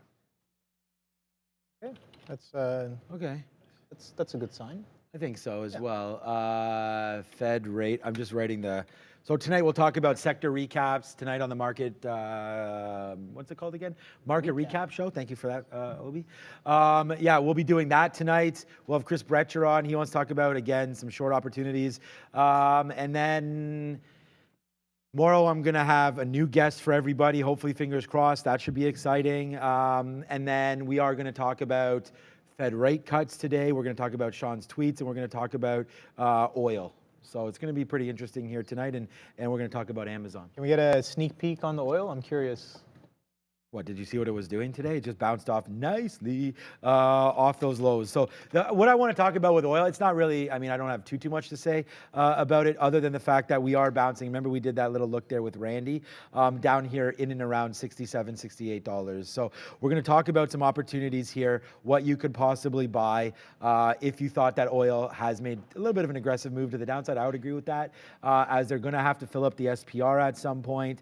I thought they were talking like $63, but again, I don't know. That bottom right there is 63, 64. So we made a bottom back in May, 63 and change, and the high in October. So you're not too far off. You're basically about a month and a half away from that high, and now you're all the way back in looking at lows again. So oil's been definitely on a different trajectory than the NASDAQ right now. So something interesting to look at if you were interested in that. And then some of the tweets that we're talking about, I want to talk about Michael Burry's portfolio and a few other things too. So yeah, it should be really nice. We're excited to bring that show to you guys one more time. Yeah, that definitely sounds very interesting. Kind of, I've been a little interested on the oil move right there. Again, I think Randy was talking to us about some of these levels a couple of weeks ago as well, and they did kind of come into play a little bit. So I was a little curious there. But yeah, that 198 flush on Apple, oh boy, do we not even get past that level, and you flush all the way a whole point down into 197. So a pretty nice pullback. You get that second 15-minute red candle there. So I guess we got that. We got the news around 1, and then you've only had green candles kind of print above each other, and this is the first one that we're getting, or the second one that we're getting that kind of is behaving a little bit differently than the ones before, and we're catching a little bit of a pullback there as the 15-minute candle breaks below. I guess you can call it a rejection of that 16.8 for now, of course. Again, still holding well within its highs here on the NQ, but that Apple pullback off of that size,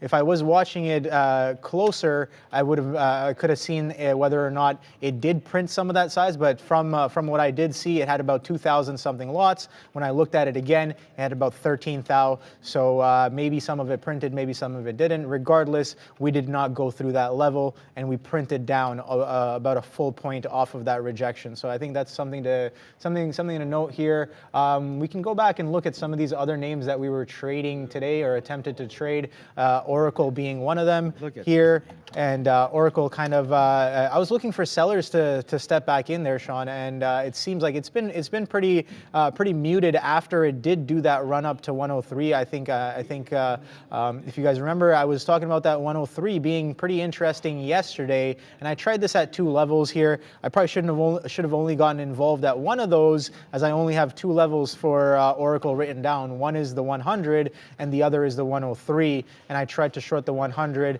tried to short the 101 as well. But clearly, the 100, sure, you can be wrong. That's perfectly fine. You stop out. You wait for your other level to come in, and 103 comes in much more nicer for the short off of the 100 bounce. So that was pretty nice there. But going forward, again, pretty bad, I wouldn't say pretty bad earnings, but a little bit of a miss on their earnings that caused some strong selling to happen in yesterday. And we haven't necessarily gone above even those opening prices or the high of day from yesterday above that 103 on Oracle. So again, maybe I'm looking for a multi-day move here on this trend. A very strong seller on the first day of earnings, and maybe lift it off a little bit to get back in at that 103. That's all speculation. The sell is coming in off that 103 as of right now, with the limited information that's been printed on the chart on Oracle. So going forward during this week, I think that's something to look forward to. Again, on the weekly, this is looking pretty strong to the downside there. You can see that this level right here, that 100, which we did kind of pull in through, and I think the low we printed was 99.26s today. So this is the chart on Oracle, and if we kind of continue this week further down, I don't think there's any significant support till a little bit further down. So I think maybe a multi-day, multi-week move potential coming in on Oracle off of those not as expected earnings, I would say. Yeah, that was a little disappointing there. I forgot to do that, man. I meant to get out of my Oracle. When it looks like that, I feel like there's better names right now. And if you're not, you're talking about in the long term. Yeah. Yeah. Even though normally that's not something I do. Like normally I'll wait for maybe more of a dramatic move in that. But I don't want, like I find myself, in order to make money there, I'm going to have to average in, and I don't really want to do that. Not at these levels. If the NASDAQ's at all-time highs and the name that you have is a tech name, and it's reeling like that, yeah, you might have to rethink. But one thing we don't have to rethink is this. Oh, that's, oh my God. Dude, Looking over at AMD, Softy. so AMD you thought might be $1 in the money, but what if it was 2? There it is, man. There's $2 winner for you on AMD. I mean, there it is. I don't know, like, Obi. Yes, sir. You know, Padawan. This is what we're doing every day. Tomorrow is going to be a big day for you, Obi, because look at this, man. We got some big moves coming. This was a nice one there today. Look at AMD just absolutely collapsing down. And we're going to hit this, man. We're going to hit this together. It's going to be a good one. You've nailed so many calls today, man. I mean, you even wrote down on your list. You wrote down 136 for AMD. Yeah, well, that was one of my levels. And then 140 was another one. Yeah. So, you know, the high of the day for AMD right there, 139.30. Yeah. So you're close to that one, and the low of the day, you nailed it as well. So, yeah, everything is good. Today in the afternoon, and I just tweeted it out. Look, if you want to follow me, great, fine. But I'm going to try to be as honest as possible. And I said, we lost short going into AMD on the Fed. But damn, Daniel, did we get some money back on that? Because here's the move right back in. So again, be with me and let's lose 20, 30 cents. You know, but are you with me when we're making $2 back down to the downside right now? So what's up, D-Loaf? Let me see what this guy's saying here.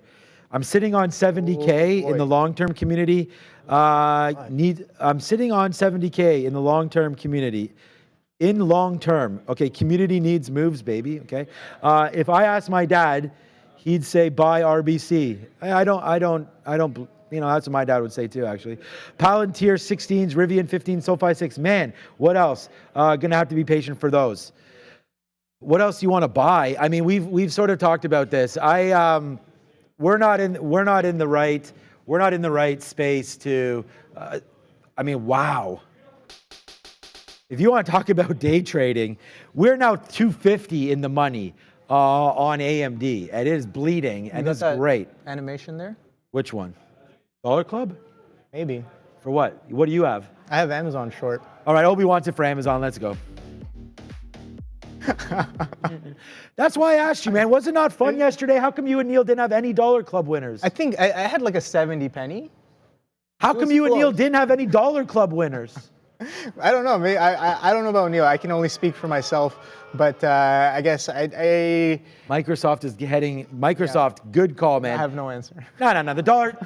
Yeah, I know. The Dollar Club. No. Just a fun thing. It doesn't. You don't have to make. No, I understand. You know. You don't have to make a dollar. You don't. You know. I mean, whatever. I mean, look. It took me forever to get that dollar in the money, right? We got chopped up pretty hard on the way up. Okay. And not really wait. Like here, when did he step off? He stepped off at around like a few minutes ago, right? Literally, he steps off, it stops, and then I'm like, okay, we're slowing down underneath 149, and then I get short because he is the reversion man. Yes. Right. And then so that's why you're in the money. Fails, and it comes right into 148s, and I'm like, okay, there's the move, but did I really have to pay all of this to figure that out? So that's something I got to get better at. Patience. Is like clearly, I'm anticipating the move before it's even there, and I'm almost a point away from where the move actually happens. And then when I do get it, again, I was talking to Wayne about this as well. Kind of exponential sizing. When you get when that move goes a little bit higher, you expect that your kind of EV is going higher as well, right? So we talk a lot about this on as of late, and this was one of those classic times where okay, yeah, get in short, get in for small size, maybe get a little bit bigger on this try, get a little bit bigger on this try. But when you get this try up here, since it's above all of these, you got to be bigger than all all of these to really kind of have this trade work properly. And I think that's something that I'm trying to get better at as well, kind of realizing which scenarios and which situations that kind of trading can really be used effectively in. And you know what, this is a good example here. So definitely going to be, I guess, working on this on the journal tonight. Patience. It's always coming back to patience, right? It's like, can I control my can I control my urges? Can I control my I guess feelings of like, you know, oh, here's a pullback, I want to get in. Here's a pullback, I want to get in. Like, I know I want to get short. I understand that more often than not, if and when he either starts taking questions or he steps off, the move has reverted in the past. Right? It's not always clean. It's not always fixed to a certain time of what he does when he does it. But that's kind of a pattern that you've noticed over time. Whenever Powell does step onto the podium, now it doesn't happen 100% of the NASDAQ. time, but you know, it happens sometimes. And those sometimes that it does happen, how can you effectively capitalize it, and how can you manage your risk properly when it doesn't? Right? And that's something that I got to get so much better at, man. All right, I'm going to do a campus read. Okay, so just real quick before we go, I tried JP Morgan again at 161. It didn't work. It broke. We got out. I still don't think that I'm done with this trade, so we'll wait for that one. AMD, though, before we do it, we are out. So let's go, man. Face slap on that one. Hey, it went down to 136.50. And completely stopped, so we got out at 136.75. It is what it is. We're still here. All right, man, if you want to join us, again, fill up. I don't know how many spots are left. There ain't many. If you want to join the campus program and you do live in Canada, please make sure you sign up ASAP. It's campus.daytradetheworld.com. It's our platform. It's talking to like-minded individuals. It's learning many different markets. We have futures. We have equity. We have over 60 live markets, 60. So you could trade, and I don't know if there's restrictions on what markets you could trade, but you know, once you learn the software and once you get it all figured out, man, almost every market in Europe, Zitra, Euronext, everything, man. I mean, the Milan market, LSE, everything's all right here. Phase one, let's talk about the markets, then let's get into the platform, right? Then we'll start going into sim mode, right? You see Adara's in sim mode learning every day. And then phase four, let's go live. This is all here. You can earn money while you're at school. That's what, I didn't do that, but we brought the idea of Campus Office to Day Trade the World, and it was a very, very good success story. Look at Pfizer right now. Geez, man, let's go. 70 cents in the money on Pfizer as that's still going. AMD's covered. JP Morgan is covered. Like, again, in and out, like in, forget about what happened here. This was a break and an out. Do not stay in these things forever. And now we're starting to fade out just a little bit again in this market. Back in, that's the ES. The NASDAQ, watch out for the NASDAQ banking off VWAP or bouncing off VWAP right now, 16,660. So we'll have to watch out for that play. We're at basically the highest spot we've been at all day. We did screw up. We didn't screw up. Like making money on Tesla, look, it's a green. We only have one red name today. That's going to be Meta, and we did that early. So actually, and Pfizer. We didn't, I told you, we got at a 75% of Pfizer. We lost on that one. But everything else is Greensville, man. Like this Tesla trade, boom. Huge trade to the upside, now trying to get back in. I don't want to do anything until we get back down to VWAP. It's 331 right now. Let's just find the best trades, Obi. You know, I'm looking at some of these, some of the large caps here, like I do, and I keep looking at Softy there, Sean. Softy was the trade off of the 375. Even throughout here, I'll pull up the chart here while I'm talking about it. Actually, I'll pull it up on one of these so we can see it a little nicer. Okay, right here, boom. Hopefully there's no significant wicks. Okay, solid. All right, so right here, VWAP, okay, I don't have VWAP on this chart, so we'll just quickly put up VWAP so you guys can see what we were doing around VWAP while Powell was talking, right? We were talking about, Sean talked about this earlier, looking for that relative weakness. And yeah, Softy was relatively weak going into the day. Now, NVIDIA was blasting towards its highs. Apple was blasting towards its highs. Sure, Alphabet was down on the day, looking a little bit similar to Softy. But take a look at this relative weakness. The market breaks out into brand new highs, Sean. Yep. And Softy cannot get distinctly past VWAP. It can barely print 376. We stop around 375. The same consolidation that we had earlier on today, and it kind of broke down. So if I'm seeing this while the rest of the market is ripping to the upside, and this is softy nonetheless, it is a pretty big constituent across the board, and it's performing like this while the rest of the market is doing that. When the market kind of pulls back with confluence with that 16.8, I think this is a much nicer name to short. And again, you can see if you had the idea to kind of short through while he was talking, 375 on Softy was a lot more forgiving versus the Amazon there, right? So we can compare these times. I start shorting in and around this 2 o'clock mark and pretty much short all the way for almost an hour. Sure, I'm staying nimble, I'm keeping it tight every time, and that's okay. But that's obviously, I'm thinking that's not acceptable here because the move hasn't really come in. But a lot more forgiving to do that same move. Look at this. This is a 2 o'clock candle. This is the 3. This is where's the 3? This is the 3 o'clock candle. So this consolidation, and they take a look at that. The consolidation break below the 375 as well. Softy coming in as a much better place to kind of exercise that short idea using that relative weakness. So you know what? I think I'm going to start writing that down as a factor of strong confluence of if a move is happening and you're expected and you were looking to get short somewhere, maybe find a name that's relatively weak. It'll be a lot less forgiving. I think that's a big thing that I learned today there, Sean. Thank you. No problem. And I've said it numerous times, like in the past. My only strategy is really relative strength and weakness against support and resistance levels.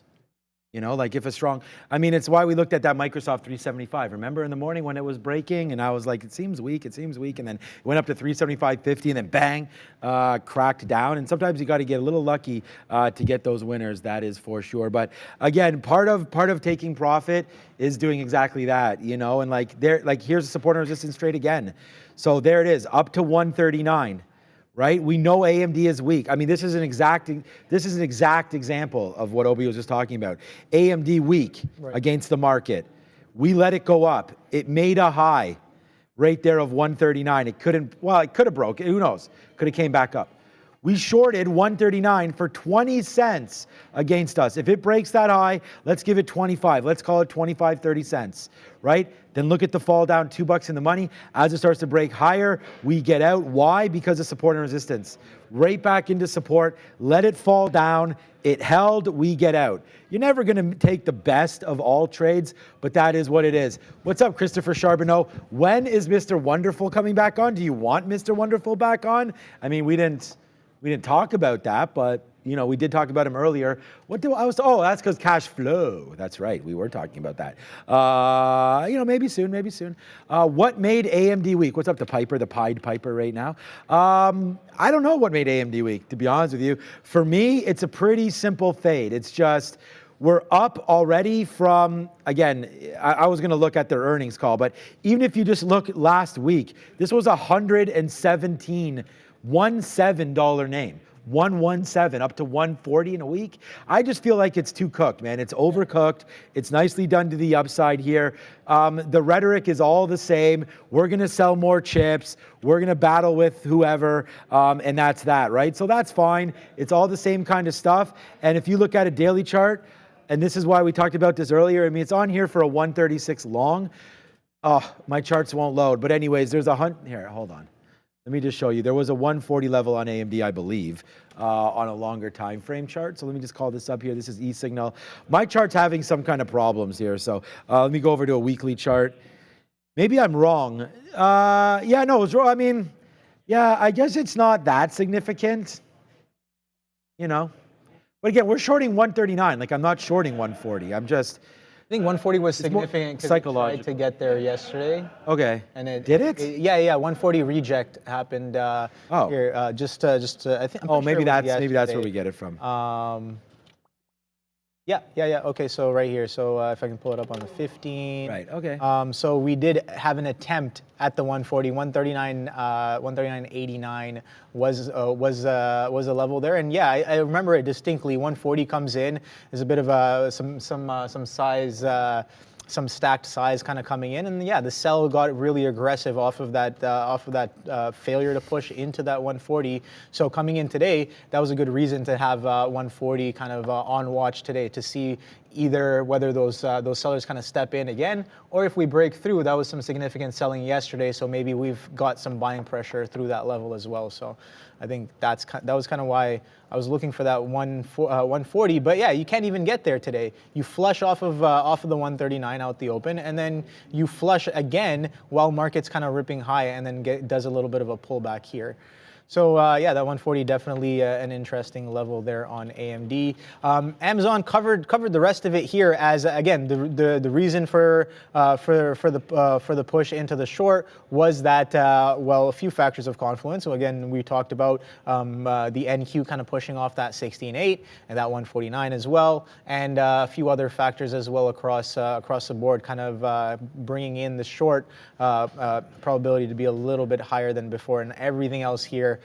I said I would stay nimble, but this again is overtrading in my opinion. I think I'm doing a little bit of overtrading, shorting the front side of the move. Sure, I think maybe acceptable to take 1 or 2 shots after it does kind of turn, maybe here and here and here, so 3. But I can see how many times I stopped out here. 1, 2, 3, 4, 5 stops. That can definitely be reduced by at least 2 or 3 less tries, I think. So I can work on that efficiency there. But yeah, Apple pulling off of that 198, that was pretty wild as well. Kind of. How high did we get? We printed 198. Wow, we printed 198. I don't think it got through all of the size that was sitting there. So we printed some orders, and yeah, we just flushed hard off of that level. And that was in confluence with that 16.8 rejection on the NQs, and I guess Softy getting weak off of its VWAP as well.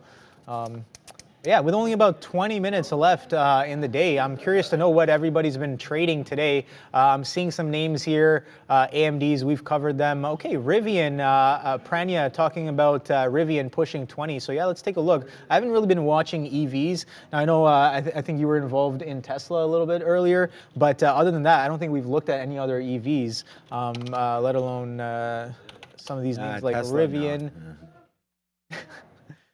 I mean, that was a good trade. I think you can't really get too disappointed about not holding it. I think more I think the exit that you had on the flush was pretty solid. Yeah. But again, what do I know? I think getting back in on the break of that consolidation is a much safer trade. Salt in the wounds. Yeah, that is what I feel like, Darwin. Yeah. No, I'm just playing around, Obi. I don't feel like that. No, look, I mean. We talked, remember I told you I was out of 75% of it anyways? Yeah. So it's just, I thought, I mean, like you said, look, there's the flush. I shouldn't even be mad at the out. Yeah, I should be mad at the no reload. Let's try to look at it more positively. Yeah, that's what I'm saying. That's what I'm saying. I know, and I'm saying you're right. It was there, right there, to get back in. So I'm fine with it. And it's me and Obi are just playing around, man. We're not rubbing salt in each other's wounds here at all. That's not as we go. No, it's not. That's not the idea. I just want to talk quickly about Pfizer here because I know there are some people talking about nice trade and everything. Look, I just want everybody to understand that I'm going to be, and here comes honesty. Okay, there's honest traders on this on our platform. I don't know if there's honest traders everywhere in this world. Okay, but let me just tell you one thing here. I'm going to be red on Pfizer, which is crazy, right? All right. Here's the sticky note from today. All right, here it is right here. Let's talk about this. I feel like our internet is slow, like my orders aren't, anyways, we're having a great day, but, all right, here we go. Pfizer 26 long. We talked about it. Update on revenue projections, not good, but this name has been hit hard. I'm just reading what I wrote. Maybe too much. Try key level support down here. We wrote this at 8:30, right? Earlier, but we were getting it up. So there you go, Pfizer 26. So this is, again, this is what I'm doing over and over and over again. I don't need this post. See ya. All right, let me get rid of that. Okay, so here comes Pfizer this morning, comes right in. So then here we go. So now we're starting to get long, right? The first long is at the pre-market bottom, way too early, 26.30, mistake right there. When I talked about 26, comes into 26, there's the long 26. We even tried it even a little bit lower, 25.95. But when that broke, honestly, I said, let me hold it to break 80. And it broke 80s. So we wound up getting out of 75% of this trade. So unfortunately for me, you know, we had too many shares, we got out, then when it came back up, I started to piece it out again. And again, because we got out of 75% pretty much at the very bottom, this is gonna be an L, which is crazy because we talked about it. And again, remember what kind of a trader I said, Obi? Support and resistance. For me, that support was at 26. It broke, I gave it 20 cents. This came screaming down like that broke higher. I was like, yeah, we got it, man. You know, we could have taken, that's a 95 fill, it gets up to 10s. So that again, 15 cents, but there's the 15-cent wash and we get flushed. And that's that, we hold 25% out, and now it looks like this, you know, where it's still heading higher. So unfortunately, again, in being honest with everybody, that's trading. I make the call at 26, it's now 70 cents in the money, and it's gonna be a loss. Because again, in it, incorrectly, was not patient enough, but again, that's trading. You're going to make plays like that, and I don't have a problem talking about those and being honest with everybody, and that just sucks. So what we're doing now is, look at this 50-period moving average, SMA, on a 1-minute chart. If that breaks, we gone. So I actually had it at 54. So now I'm gonna change it now. Now we have like 10% left, like, so stupid. Maybe we'll get positive, who knows, let's see how much this goes. 26.60 or so break, so that's what we're gonna get out. Anyways, long story short, we screwed up a little bit on Pfizer, but you can sometimes have it right, Obi, to your point about your levels, and still have it wrong. So a lot of it is in execution and being patient and just being the trader you think you are and making sure you understand risk and reward and share size and all that.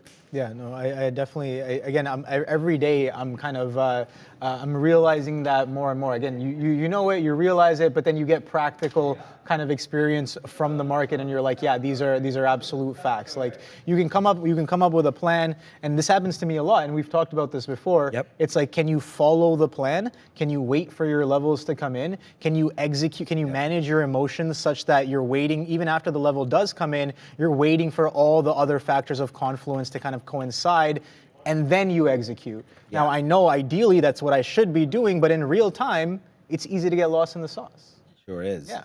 So it's like that's something that I definitely have to be working on, and again, I'm sure I'm not the only one working on this. This is you read a lot of trading books and stuff. This is a common problem, excuse me, among traders. It's just like, can you really kind of have a grasp on yourself, right? Do you have self-control? Do you have self-awareness to really see where you can improve, where you're going wrong, and clearly coming up with the plan, not too bad. Following the plan and execution, got to get so much better on that, and I think that's a big part of what I'm trying to accomplish here as of right now. But yeah, okay. So going back to stonks here, we're getting a little bit of a bid there. That 196 on Softy, 196 half kind of coming in, and I think we were talking about Rivian earlier. Somebody in the chat was talking about Rivian 20 incoming, and yeah, very strong day here. Sean, maybe there's some news because this just happens. I have another stock too. SoFi and Rivian. I want to thank everybody for the chat for that. And I want to, I just asked Brendo if there was any news on SoFi. Like this is basically, and again, I apologize for these charts. If I log out and back in, it's going to be worse. So there's not much I could do. But look at this. Look at from 2 o'clock. Like, yeah, that's 10%, 12% up, straight up. Is Upstart doing something similar? Maybe it's nothing. Maybe it's absolutely nothing. But yeah. Look at this. I don't think so, Brendan. You could probably, I was gonna say, Brendan, you could probably scratch that because, again, he just says nothing. Let me guess, Affirm right now ripping as well. I mean, I don't know what these stocks thought was going to happen today. Come on, charts. Serenity now. But yeah, 39.50. I mean, look at this move. That's $4. Everything is up like 10%. So you know that I first bought, do we have an ad read, by the way? Yeah. All right, let's do that, and then we'll get back. Brought to you by IG.com. Trade Forex pairs like Euro USD with spreads as low as 0.8 pips and zero commissions at IG. Terms and conditions apply. Do we have Frank Caberna tomorrow?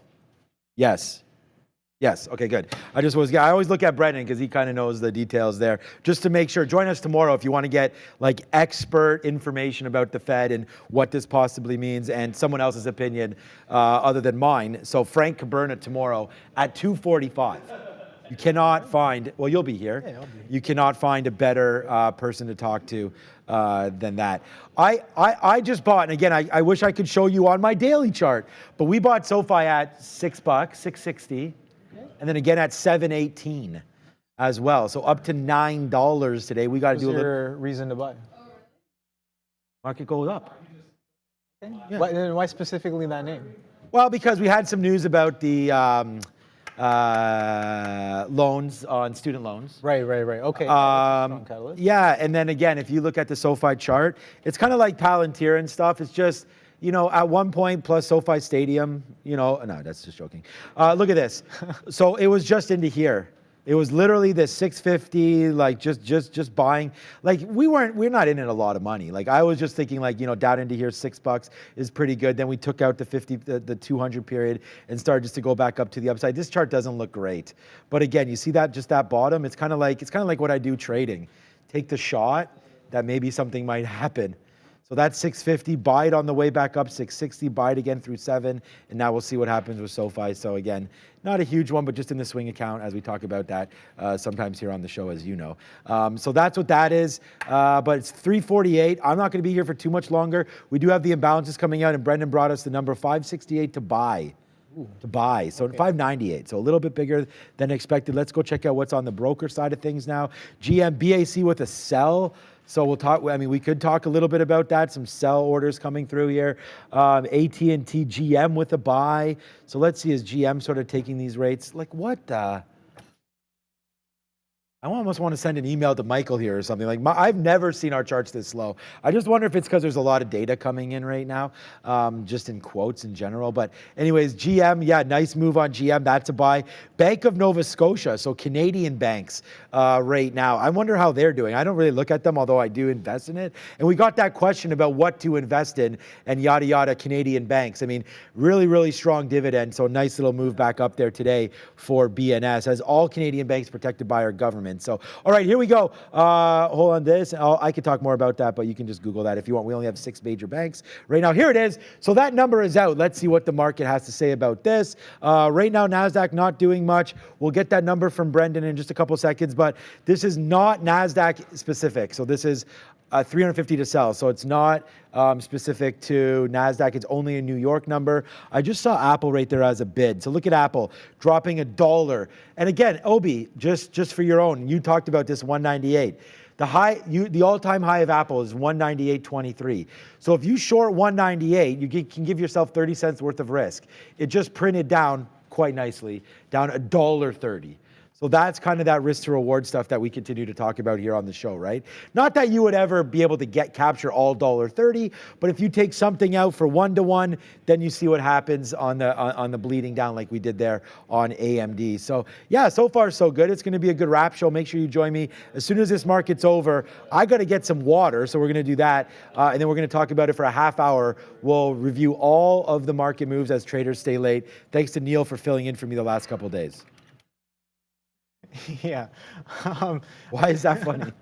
Well, oh, by the way, Pfizer, what? Neil was complaining about it probably, or no? What's that? What were you laughing about because I said that about Neil covering for me? Is that what it was? No, you switched it up. That's why I was... Oh, I switched it up so fast. Yeah. No, as in like, because I was covering for you. Oh, yeah. And then you said Neil's covering for me, and Neil was covering for Neil. Yeah, well, so today, okay, so I want to thank you for covering for all of us. So first of all, let's get that straight. But I was just talking about the market recap show. Ah, okay, right, sorry. I was saying thank you for Neil for covering the market recap show for me yesterday. And I want to thank you personally, Obi, now that we're doing this, for covering for us all of the time. No worries. So thank you so much for doing that. So that is what I meant. And yeah, and again, Neil is off. It was not a planned holiday. His daughter is sick today. Yeah, I heard. So hopefully she feels better soon. Yep. He's off tomorrow as well, right? So I believe so. Yeah, it'll be interesting. Kind of coming into day 2 of the FOMC as well, right? So we've gotten some strong moves today. some attempts at all-time highs. Maybe we gap tomorrow, maybe we don't. I have no idea. But going into tomorrow and the rest of the week should definitely be very, very interesting. Some levels that I like. As of note of today, that 375 on Softy showed some distinct price action. That 198 shows some distinct price action there. The 149 as well on the Amazon, and I think what was the one on Google? Yeah, the morning highs. I think I had just underneath that 134, 133-ish area as a little bit of a level on Google, and that really that came in as a strong sell as well. So a little bit of a defined structure going into the rest of the week there. A lot of all-time highs on a few of these names. So I think we'll have something decent to potentially structure some trades off of as well. But yeah, I'm looking at some of these imbalances as well. Some of them are nice, some of them are not as nice, but nothing too crazy here on the NASDAQ for sure. So we'll see what it comes in coming in 5 minutes when it does, or actually 2 more minutes when we do kind of pair off some of these levels here. But Apple holding very, very well, kind of recapping on some of the moves that we've done today. Let's go ahead and do that right now. Apple strong uptrend, very holding on to VWAP, kind of a continuation from yesterday. Softy kind of coming back into Monday's levels here. Monday's the low of the week as of right now. Strong wick getting bought up on Monday, and all of these dips have been relatively higher as well on Softy. So something to note, and that 375 I think is interesting also. So Google, that 133 again. Why do I talk about that 133? See, yeah, on this chart here, I also have a relatively close level marked in and around this area. So you can see that sellers did kind of come in at this level from before. Also on Google. Amazon, we've been watching it all day. That 149, 150 kind of coming in almost this morning with that strong push, but failure to follow through of previous highs. I think they were around 149.20s if I'm not mistaken, and then you clip about 20 pennies above that and not really follow through on the move. So that's a potential move as well going forward this week. So like I said, a lot of decent levels to kind of structure some trades off of. Nvidia kind of chopping around. We've seen what it's been doing here. I think if I last checked, a little bit of a pullback as well, right off of those highs, 500. Yeah, we were talking about the range being in and around 500 to 400 on Nvidia, and how can we forget our friend AVGO, the other kind of chip maker here, 1,099.78 being the high of today, I think. Right here, let's see if that's correct. That was today. Looking for that 1100 mark there, right? We broke through the 1,000. So very strong market going into the week. No, good one. 355 heading into 356. So again, Obi, I mean, a lot of great comments, man. A lot of people saying great show, great dips, great tips, great calls, great positions. Thank you so much for all that. Obi hit that dollar winner on Amazon. Coin's at 150. Okay, that's very interesting. Just thank you to everybody. I'm going to now pass it off. I mean, Obi, I don't know if you want to talk a little bit about some of these imbalances because I got to get over there. Some of them may be flipping over now at 355. Apple does turn into a buy, so watch out for that into the close. But I'm going to go over, get set up for the market recap show, but join me at 4 o'clock and we'll go over everything. Chris will be with me as well. I have some interesting tweets and some cool stuff to talk about as we go. And I don't think any earnings whatsoever today. So we'll pass on that. And if there's anything happening, we will be able to do that. Adobe as well. Oh, Adobe's aftermarket. Okay. We have Adobe earnings. I got to fix my sheet on that as well. So, all right. So it's Adobe after. I was going to do sector recap and Fed rate recap, but Adobe earnings. Good. I'll put that on the board. Yeah. We got some. I'm just going to make sure and see what we have. Apparently there's 11 tickers kind of reporting after the close today. Here, I'll just pull it up into here. So Adobe is one of them. A bunch of other names that I haven't really heard of. Zedge, okay, that's one. That's one. Maybe OPTT as well. Okay, yeah, these are all the names. But I guess obviously. Adobe being the most interesting out of all of those, and yeah, we can take a quick look at what Adobe has done going into the close there, or going into these earnings. So let's take a quick look at how we've built in to this level here, or into this into the earnings. So yeah, strong kind of flush off the open, 620 kind of the base on the day. Now I don't know, I don't really want to speculate what we might do, but yeah, definitely a wide range on the day is what I'm trying to get at here. A wide range on the week as well. Monday lows being just above that 600. We kind of talked about that 600 break. I think it was a few weeks ago, a couple months ago. Adobe kind of broke out of that 600. This is coming in as again that 300. It's coming in from I think 300 as well, right? I think we established that this thing has done almost 200% off of these lows. Yeah, right there. So 300s in May of this year, earlier this year, kind of January, we were trading in the 300s, and then we're trading above the 600s now. So about a 300-point move in about 12 months happening on Adobe. I'm curious to know whether or not these earnings are going to have us continue this long-term move that we've been having all year.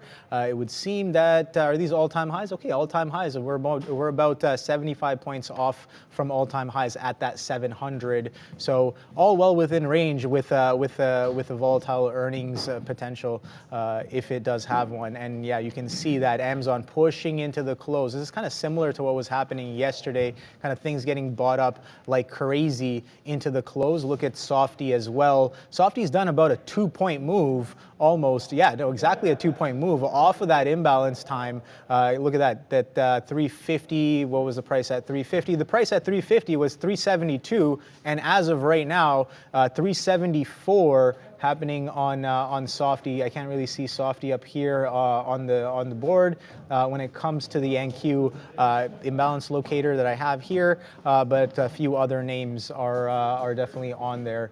But yeah, it's been a pretty wild day. FOMC, we got a little bit of the reversion man coming in, but yeah, solid trading day. Let us know in the chat what you guys have been trading.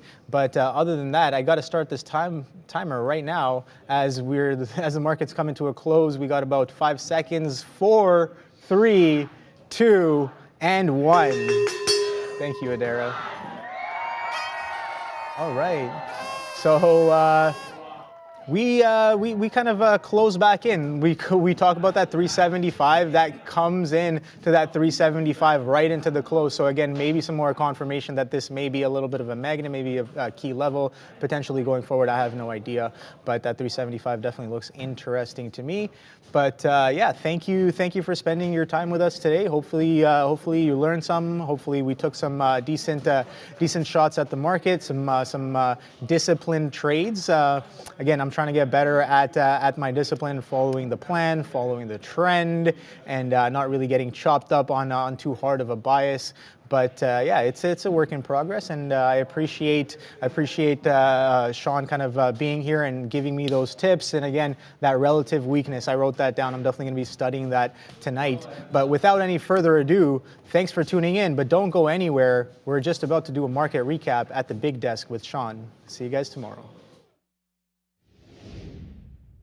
Hello, everybody. Yeah, what an exciting day. Thank you for joining me as we have Chris Bretcher coming from Simpler Trading. We have the NASDAQ. We have the Dow smoking, the NASDAQ smoking, the ES close 50 points away from all-time high as well. And Jerome Powell comes to save the day, or did he? I don't know. I mean, I feel like he just said, stay the course as we go. But I want to thank everybody. I'm just going to have to get this going here, go over to YouTube and call this up, because I want to say thank you to everybody, because traders stay late. And we're not staying too late today. We'll be here till about 4:30, and we'll do all the market recaps. We'll talk about oil. We'll talk about the FOMC, the Fed rate decision that came through. And I'm just going to load it up so I can have the chat, because if you're here, thank you so much. And here it is right now. Let's pop this out. Thank you to Bears vs. Bulls for being here.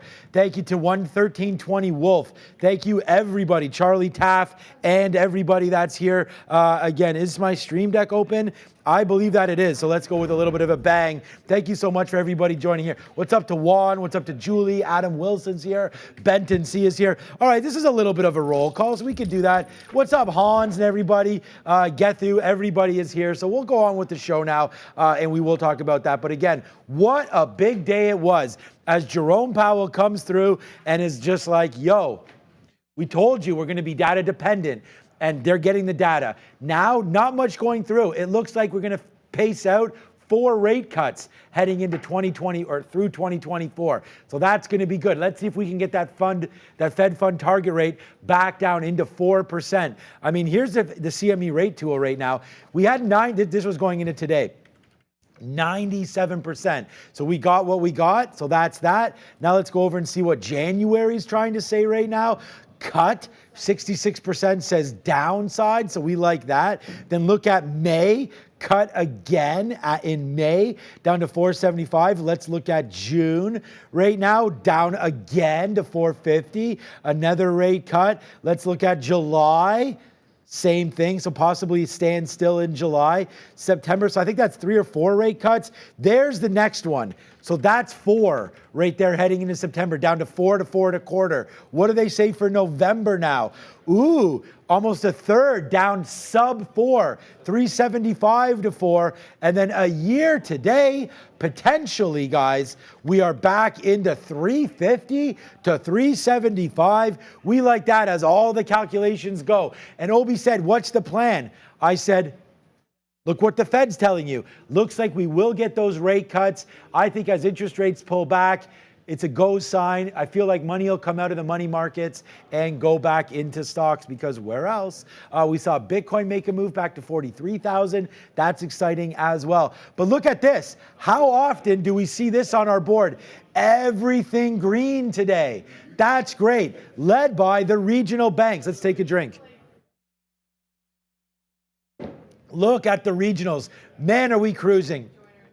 How funny was it that just a year ago, guys, we were, well, I mean, a little bit less than a year ago, but all of that controversy, right? We had Silicon Valley Bank fall on its face. We had PacWest. We had First Republic.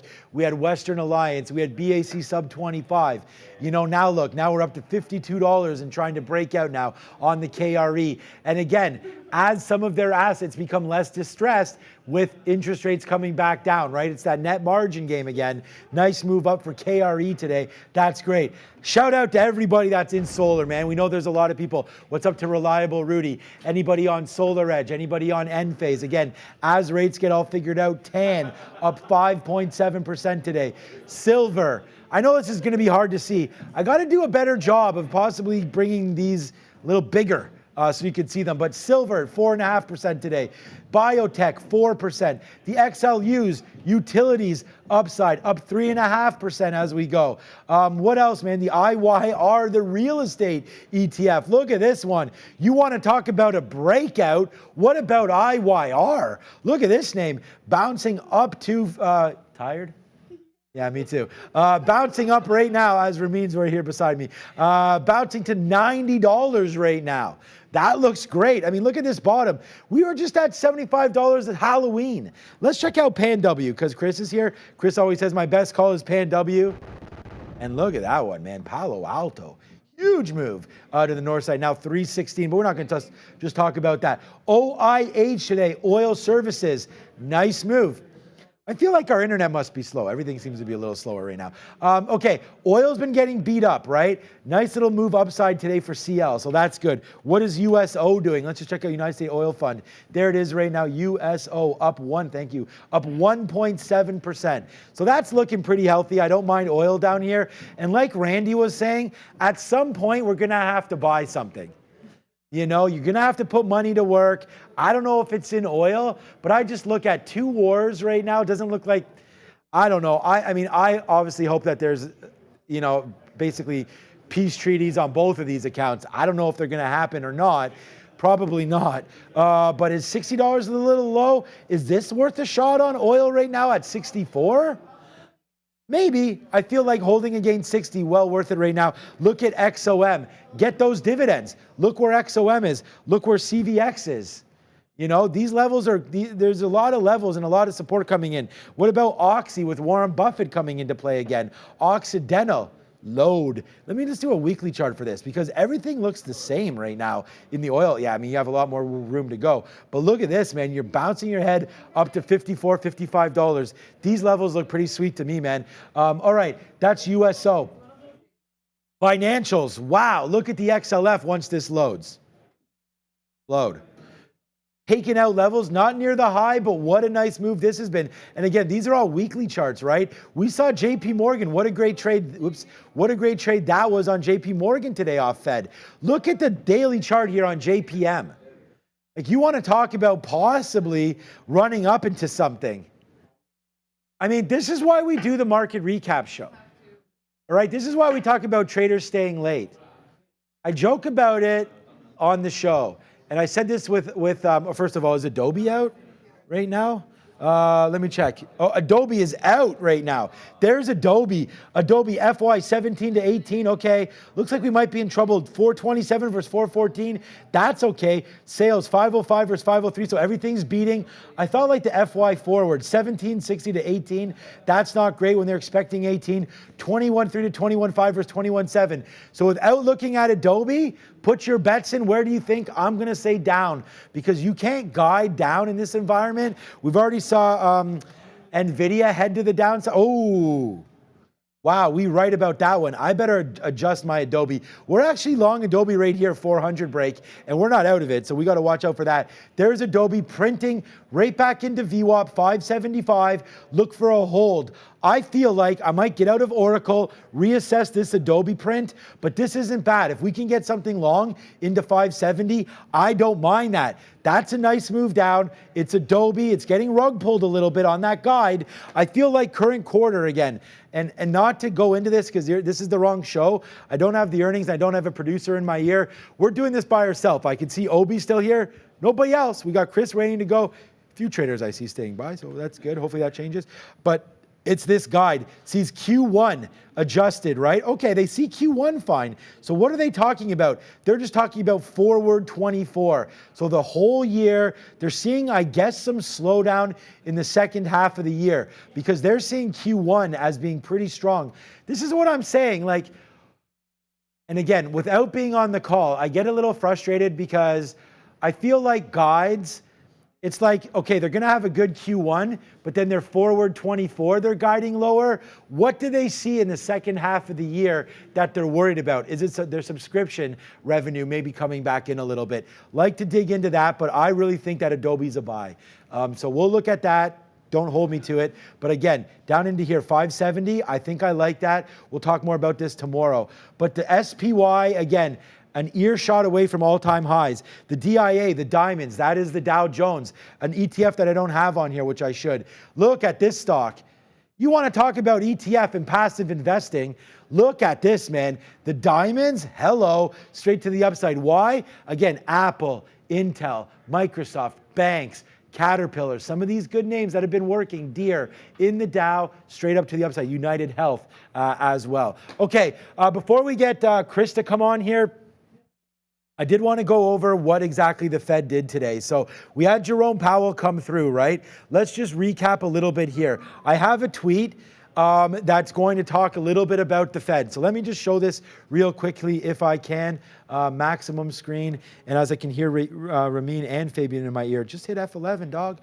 Okay, so here it is right here, right? Summary of the decision today. Fed leaves rates unchanged. Wow. We knew that. Fed says growth of economy has slowed since Q3 2023. Again, we could see the CPI, we know the prints, we could see the PPI. Growth slowing, we sort of know that. That's their plan. That's why they're raising rates. So on par, right? Most Fed officials see interest rate cuts in 2024. Well, we've already discussed, here, let's do this. So it makes it look smarter if I have these index things going through, right? Median projection shows 3 rate cuts in 24. That's a lie. Not a lie, this is just highlights. We've already showed you 5 potential rate cuts coming in 2024, according to CME rate tool. Fed sees 4, and these are the parts that I don't know yet, because again, without Brendan in our ear as this is happening, Fed looks like they see 4.1 unemployment by end of 2024. I believe we're at what, 3.7 to 3.9 right now? So a little more unemployment, which is good. That's what, we can't have unemployment keep going down as interest rates are going down as well. We could talk about disinflation. We could talk about more of this. Fed sees U.S. GDP growth at 2.6% in 2023. Okay, well, that's almost over, so they should know that. And 1.4 in 2024. So U.S. GDP growth lower in 2024. Talk to Frank about that tomorrow. The market is pricing in double the number of rate cuts in 2024 than the Fed projects. So right there, Fed projecting, so I might have read that wrong. The Fed officials project 3 interest rate cuts, and that is right, we showed you 5, so double. So that's a little bit of a review from the Fed. It didn't seem like anything was really caught by surprise, but again, pretty interesting to go with the Fed so far here today. Sean's tweets, we're gonna do that after. So all right, that's that. A little bit of a recap there from the Fed, and look what the market did. All right, the market said, okay, well, you can see the Dow straight to the upside. Let's see a 5-minute chart on the Dow. Okay, take a drink of water and regroup.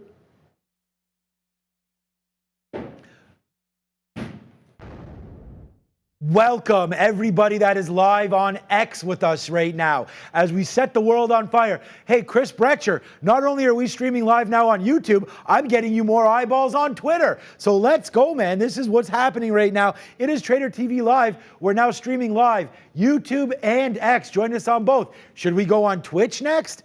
No, because we can't actually. We cannot do that because YouTube no like that. Oh, they changed those rules. Okay. Soon to come. Look at the SPY off of 2 o'clock, you know? And this is where we say some basketball references, like honestly, ball don't lie. Look at the cues, right? Like you don't have to sit here and ask me, like Obi doesn't have to ask me, what do I think about the market? I mean, what does the market think about the market? And it's thinking higher, man. The Qs is percentage points away, less than 1 away from all-time highs. We talked about that. The S&P, very, very similar. Dow Jones is already at all-time highs. The S&P 500, right? Now, we can only look at ETFs in here on the Trade Ideas platform, but you are 50 handles away on the S&P 500 from all-time highs. You are probably, what, $1 and change away on the SPY? Load. That is 470. I think we talked about this with 480. Let's call it 480, right? You're at 470. So why did I say $1? $10 away right now from the SPY highs, right? So you're very, very close to all-time highs. And imagine what we just went through. Can you imagine? And I mean, I know Chris is listening. Maybe I'm gonna. We could bring Chris in a minute.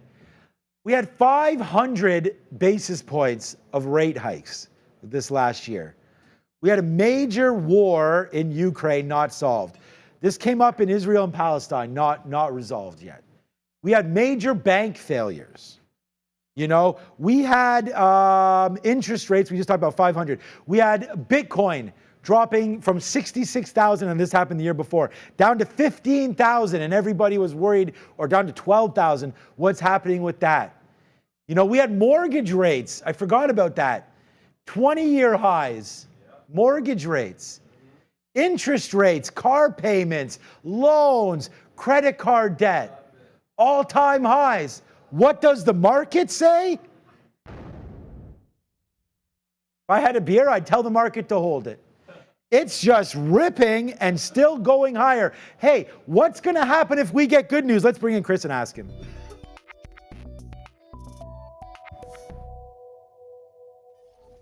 Hey, Mr. Brecher, how are things going? Hey, you're in the same spot you were last week. I thought you were having some renos done. Well, behind me, do you notice anything different? S'mores isn't there. 30 snakes are. Oh my God! My You have buys and sells snakes, and They can't be around any fumes if we get the floors sanded and all that. So I'm keeping, I'm parenting 30 snakes. Dude, snakes? I'm not all about that. Me neither. And if you see my shoulder go like that, it's because I think they're slithering out of their tubs. I was gonna say, it looks like you have one on your shoulder right now. No, just joking. We don't, so we'll slap a fail on that one. But wow. We were gonna talk about some setups, but you know what? We also had Fed today. So I don't know if you just heard that little rant that I went on, everything that kind of went wrong this year, and then did it go wrong? I mean, what is your take about 2023? I mean, obviously we're in a bull market right now. The run continues, and it's hot, man. Financials up, utilities up, real estate. We talked about that IYR ETF. That's ripping. Your transport's probably ripping. So what say you about this market that we're in right now, Chris? Well, I'll tell you I know you hear everybody climbing a wall of worry, which is exactly what you're talking about, that you threw everything at it and still went up. And it's really interesting because a lot of people are saying, oh, there's a lot of cash on the sidelines. And, you know, you might say, oh, yeah, but it's in money markets getting like 5% or 4.5%. On the other hand, they're saying, you know, the Russells move 4% in one day some days. Yep. So you start getting the animal spirit starting to come in there. And I got to tell you, it still seems like the speculation in the small stocks hasn't started yet.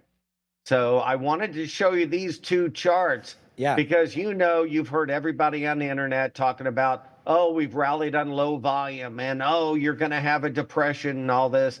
And it's really the price action that matters. But what I look at, if you're going to look for any kind of sell-off, it's about extremes. Right. And so the first thing I thought I'd show you, if you could see it, is how far the S&P on the right is away from its 50 moving average. And most of the time it gets to about 5.8%. But as you see down here, got to 7%. And here it was even higher. And it was only 5% before today. So it's not an extreme. The same with that moving average of the put call. Everybody's saying the put call's low. And don't get me wrong, sentiment's getting a little frothy, but there's no reversal, so you might as well go with it. But as you see here, that this is not even close to where it was in July. So if you're going to go on those kind of reasons, you need the extremes. That's a daily chart there. I see the put call ratio got down to 0.5. So that means that there was double the calls than puts. Am I reading that right? I'm going more on the moving average. Okay. So yeah, if it stays down here, you're going to see that red line go down real quick. But that's the 50-day. So we could put the 20-day, which I'm sure is going to sharply.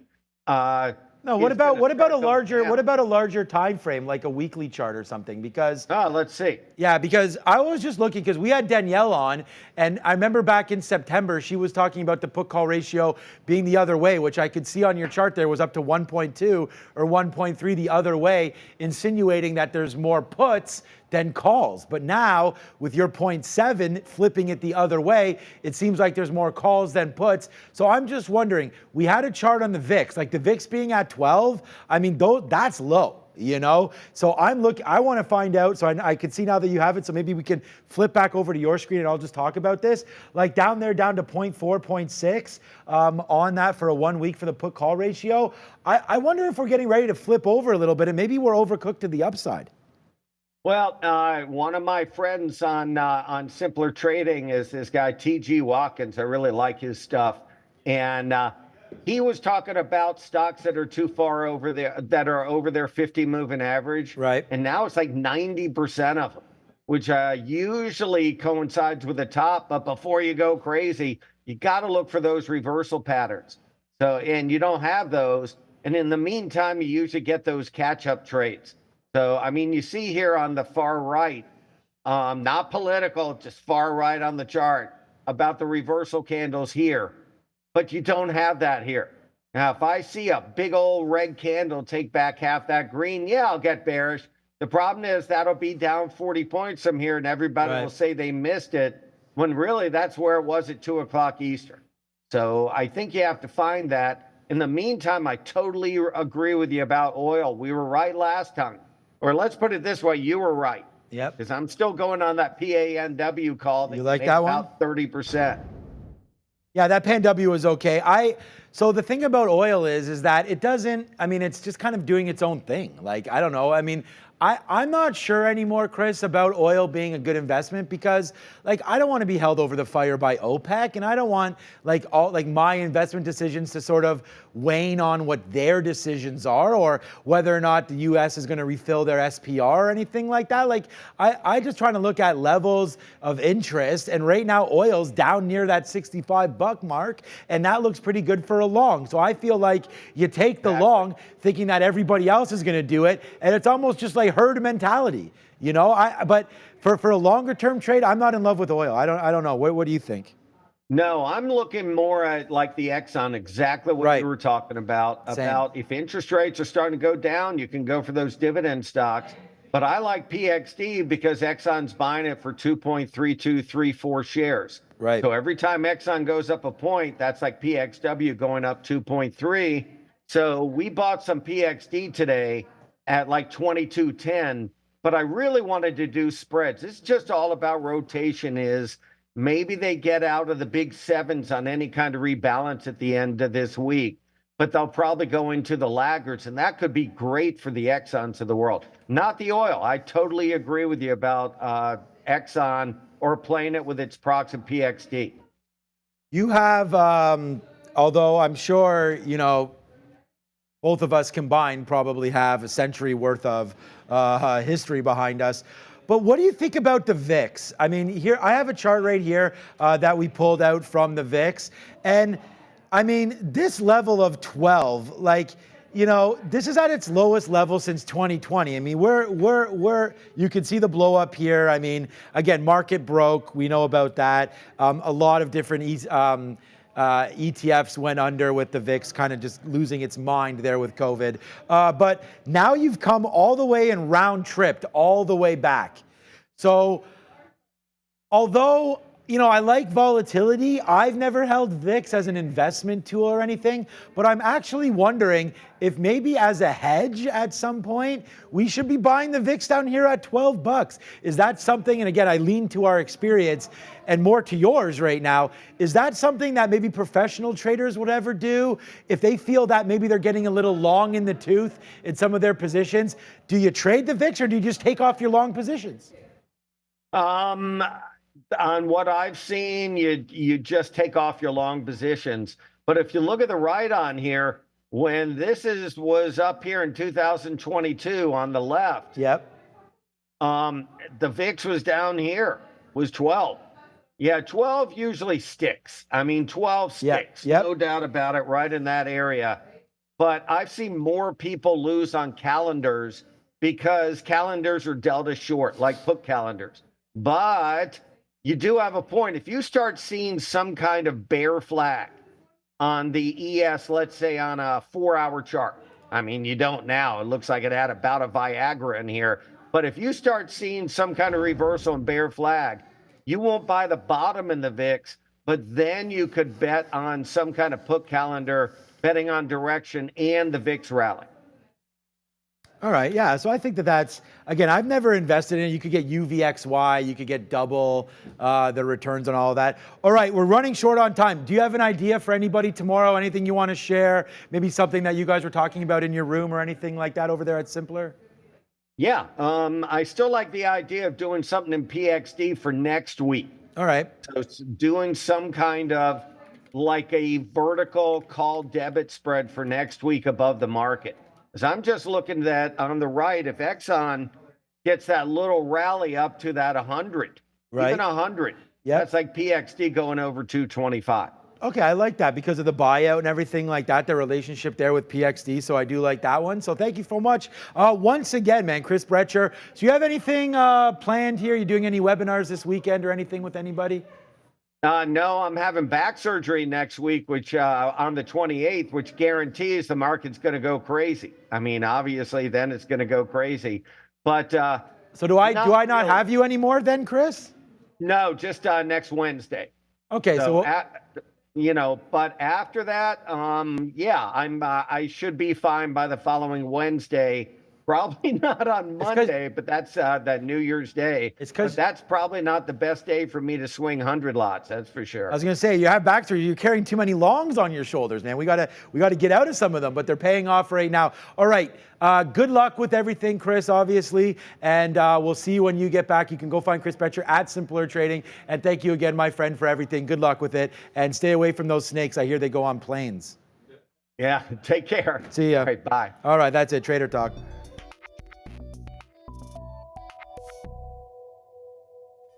I don't know, snakes on a plane? I don't know. I like it. That was pretty funny. Right there. All right, shout out time. Oh, Sean's tweets. I don't care. Oh, no, you will say this. I was going to do the roll call, but let's go over some tweets quickly before we go. I want everybody to make sure you can follow me. We also have the sticky note. You have that sticky note? Yeah, hit that, and we can do. I want to put it over here as well. Today we had some great trades on the sticky note, man.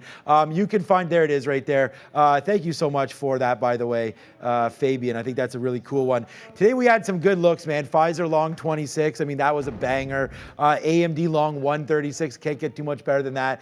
Plus a 140. We'll look for that tomorrow. I really like the Roblox upgrade. We weren't able to trade that. We'll have a look, and then Tesla, guys. Those of you that were watching me trade today, I actually, here. I don't know why I keep rubbing the salt in my own wound here, but it's not a wound because it's a positive trade. Look at that. So again, we tried Tesla early off 232, and again, it's a sticky no level, so we talked about that, and then we just said, like, look, if Fed comes out and gives us this level that we liked based on support down here, let's take it. Not only was it VWAP, but it was a banger, man. We took it out, that's $2 winner. It broke below, I think at that point it must have been something that was there while we got out. I think it was just this 20 period before it bounced in and then went another $7. So we did have Tesla there. That was a really good trade. Shout out to everybody that's here right now with me. But let's go over some key tweets that we had. Make sure you do check out the sticky note tomorrow, not yesterday. Yesterday would have been yesterday. Here's Michael Burry. So again, another portfolio that we talk about a little bit here. Again, 48%, and I don't know when this is as of, okay? But we found this today. Shout out to Adara who found this. But look at this, 48% puts right now in socks. So again, yesterday I was wearing some socks. I noticed they had a hole in them, so I threw them out. But Michael Burry talking about the chips. So socks, that is a short in the chip names. So let's just double check what socks is doing right now. So not only did I meet my I was with my grandmother there yesterday and my mother, and she noticed the hole in my socks. So I am going to be getting probably more socks for Christmas. Okay, so here it is right here. This is the iShares Semiconductor ETF. Okay, Michael Burry, let's go over to the screen right now. This is a fight, baby. Michael Burry. This is the thing about this guy. He's called 10 of the last 1 recessions. So the thing is that you're going to come into play now, and I'm going to ask, like, okay, were you short here and covered? Like right now, the chip names are at basically all-time highs. This is SOX weekly chart. So if you like this guy and think that these calls are right, I mean, again, this was tweeted out as of today. So everyone do your own work, but that's his put on SOX right there. Then he has booking. This is another put. So these are puts. Okay, so again, it doesn't mean that Scion Capital, which is what he runs, if they're puts, they can expire. It doesn't mean he's going to go bankrupt or anything. It's just the value of the puts altogether. And again, remember, 1 put is going to equal 100 shares. So we've had this discussion before about this portfolio. I more look at the stocks, right? So Stellantis, see you, Ramin. I like your boots. Stellantis, 7.7%. There, see? So not only does he have a booking put, but 4.6% he also owns the shares. So Alibaba must like the value there, man. 4.3%, right? JD again coming in, and quite frankly, I don't know some of these other names. So that's what we're doing right there. But a couple interesting names. Yeah. Oh, it hits twice now. I like. Okay, so which stock? So again, tech stocks near all-time highs. But which one will outperform the next in the all-time? So again, if you want a little bit of stats here, the different revenues, look at Microsoft. Again, look at all the levers they can pull. So if you were thinking about what stock, I would say pick them all. Pick the NASDAQ. But look at Microsoft, a lot coming through, right? Windows, the Surface, enterprise business, the ads for Bing, the search revenues, LinkedIn coming through, the gaming with Xbox. Sometimes we forget about Xbox. You're going to hear a lot about, actually, isn't PS5 eating their lunch right now? I never hear anything about Xbox. So Fabian saying yes. Windows as well, 14% of Windows. Office products, right? And this is going to include their new, I believe anyways, their chat, right? Because that's with ChatGPT being built into, what is their Windows new product? I forget what it's called, but anyways, come through. People in the chat will have that now incorporates, it's not Office 360, but it's $30 a month anyways, incorporating everything, and then there's the cloud. So I just want to talk about that. Coming through again for Microsoft. Just a lot of levers they can pull. Amazon's getting into that as well. So yeah, what's up, guys, to everybody. Yeah, you're right, Finch. Jane, drink more water. I'm going to get cramps. You're probably right about that. All right. Look, thank you so much for joining again today. What did we not get to? Roll call. Let's do that right now. Where's my roll call thing? There it is. All right, Copilot, thank you so much. I was waiting for someone to say something. Thank you so much. Synth Pop Boy. So there you go. You get the first shout out right there. Thank you so much, man. Thank you, Loser 101. I mean, not the best, but I just want to thank you so much for watching again. I mean, I'm sure Neil did an absolutely fantastic job the last couple of days. So thank you so much for Neil for that. Crazy Stitch Lady, thank you so much. Until tomorrow. Yeah, for sure. Adam DeLuz is here. Pranya is here. Pranaya, thank you so much, Pranaya. Bears vs. Bulls is here. Trading Google. Trade Guru wants Google. Yeah, I love Google, man. Love the education on the last chart. Thank you so much, Alan Smith. This is what we're doing, man. Sean's tweets every day. Let's go. Roblox is here. Charlie Taff is here. Bada Bing. What's up, Bada Bing? What's up, guys? On that one, the Bada Bing Club, if you guys know what we're all about with that one as well. Appreciate you, Why Not, as well, coming through. Adobe. Yeah, we can go back over Adobe. And I also do want to not forget the super chats. Thank you so much to Bears vs. Bulls for this as well. LJD, Miguel Hernandez, Nick W, Lexi's Leon Cruz, London _ M Mason, Ahmed, Y Brothers, D Westermeyer. Sorry, D Westermeyer, I'm not going to be here on Monday. I know you're going to be coming through. I hope you're able to ring the bell. Willis Addison as well. But look, it's been a great day. And I just want to say, if everybody wants to follow me, go do that at Trader TV Sean. Some cool tweets up there every single day. We're not going to stop, man. I'm here. I don't even want to go over my trades. We've had a fantastic day. Today was one of my better days. We had AMD, we had Tesla, we had them all. We had Microsoft. We did not have Apple pulling off of 198. Let's check out Apple tomorrow. Look, give your loved ones a big hug. Say what's up to your friends. Give them a hug as well. This world is only going in one spot, and it's going to go upside. Be positive, be happy about everything. It's very, very tough out there. I completely understand that, but thank you for learning with us as we go. Investing is much different than trading, and we're here to give you a little bit of both. So thank you for watching the Market Recap Show. I want to give a big shout out to Chris. Thank you so much for joining me. I'm going to be back tomorrow with my guy Obi as well. It's going to be another banger show. Make sure you join me at 8:30. Oh yeah, the podcast. Thank you so much to everybody supporting the podcast. It was a wicked podcast, man. Make sure you watch. We talked about Chinese food. We talked, what else? We talked a whole bunch of fun things, man, coming through. What we like, Christmas trees, real versus not. We talked about the market. A lot of fun things happening in that podcast. Go make sure you check it out. Thank you so much to everybody. I'm Sean Katina. I'm getting tired. I'll see you tomorrow.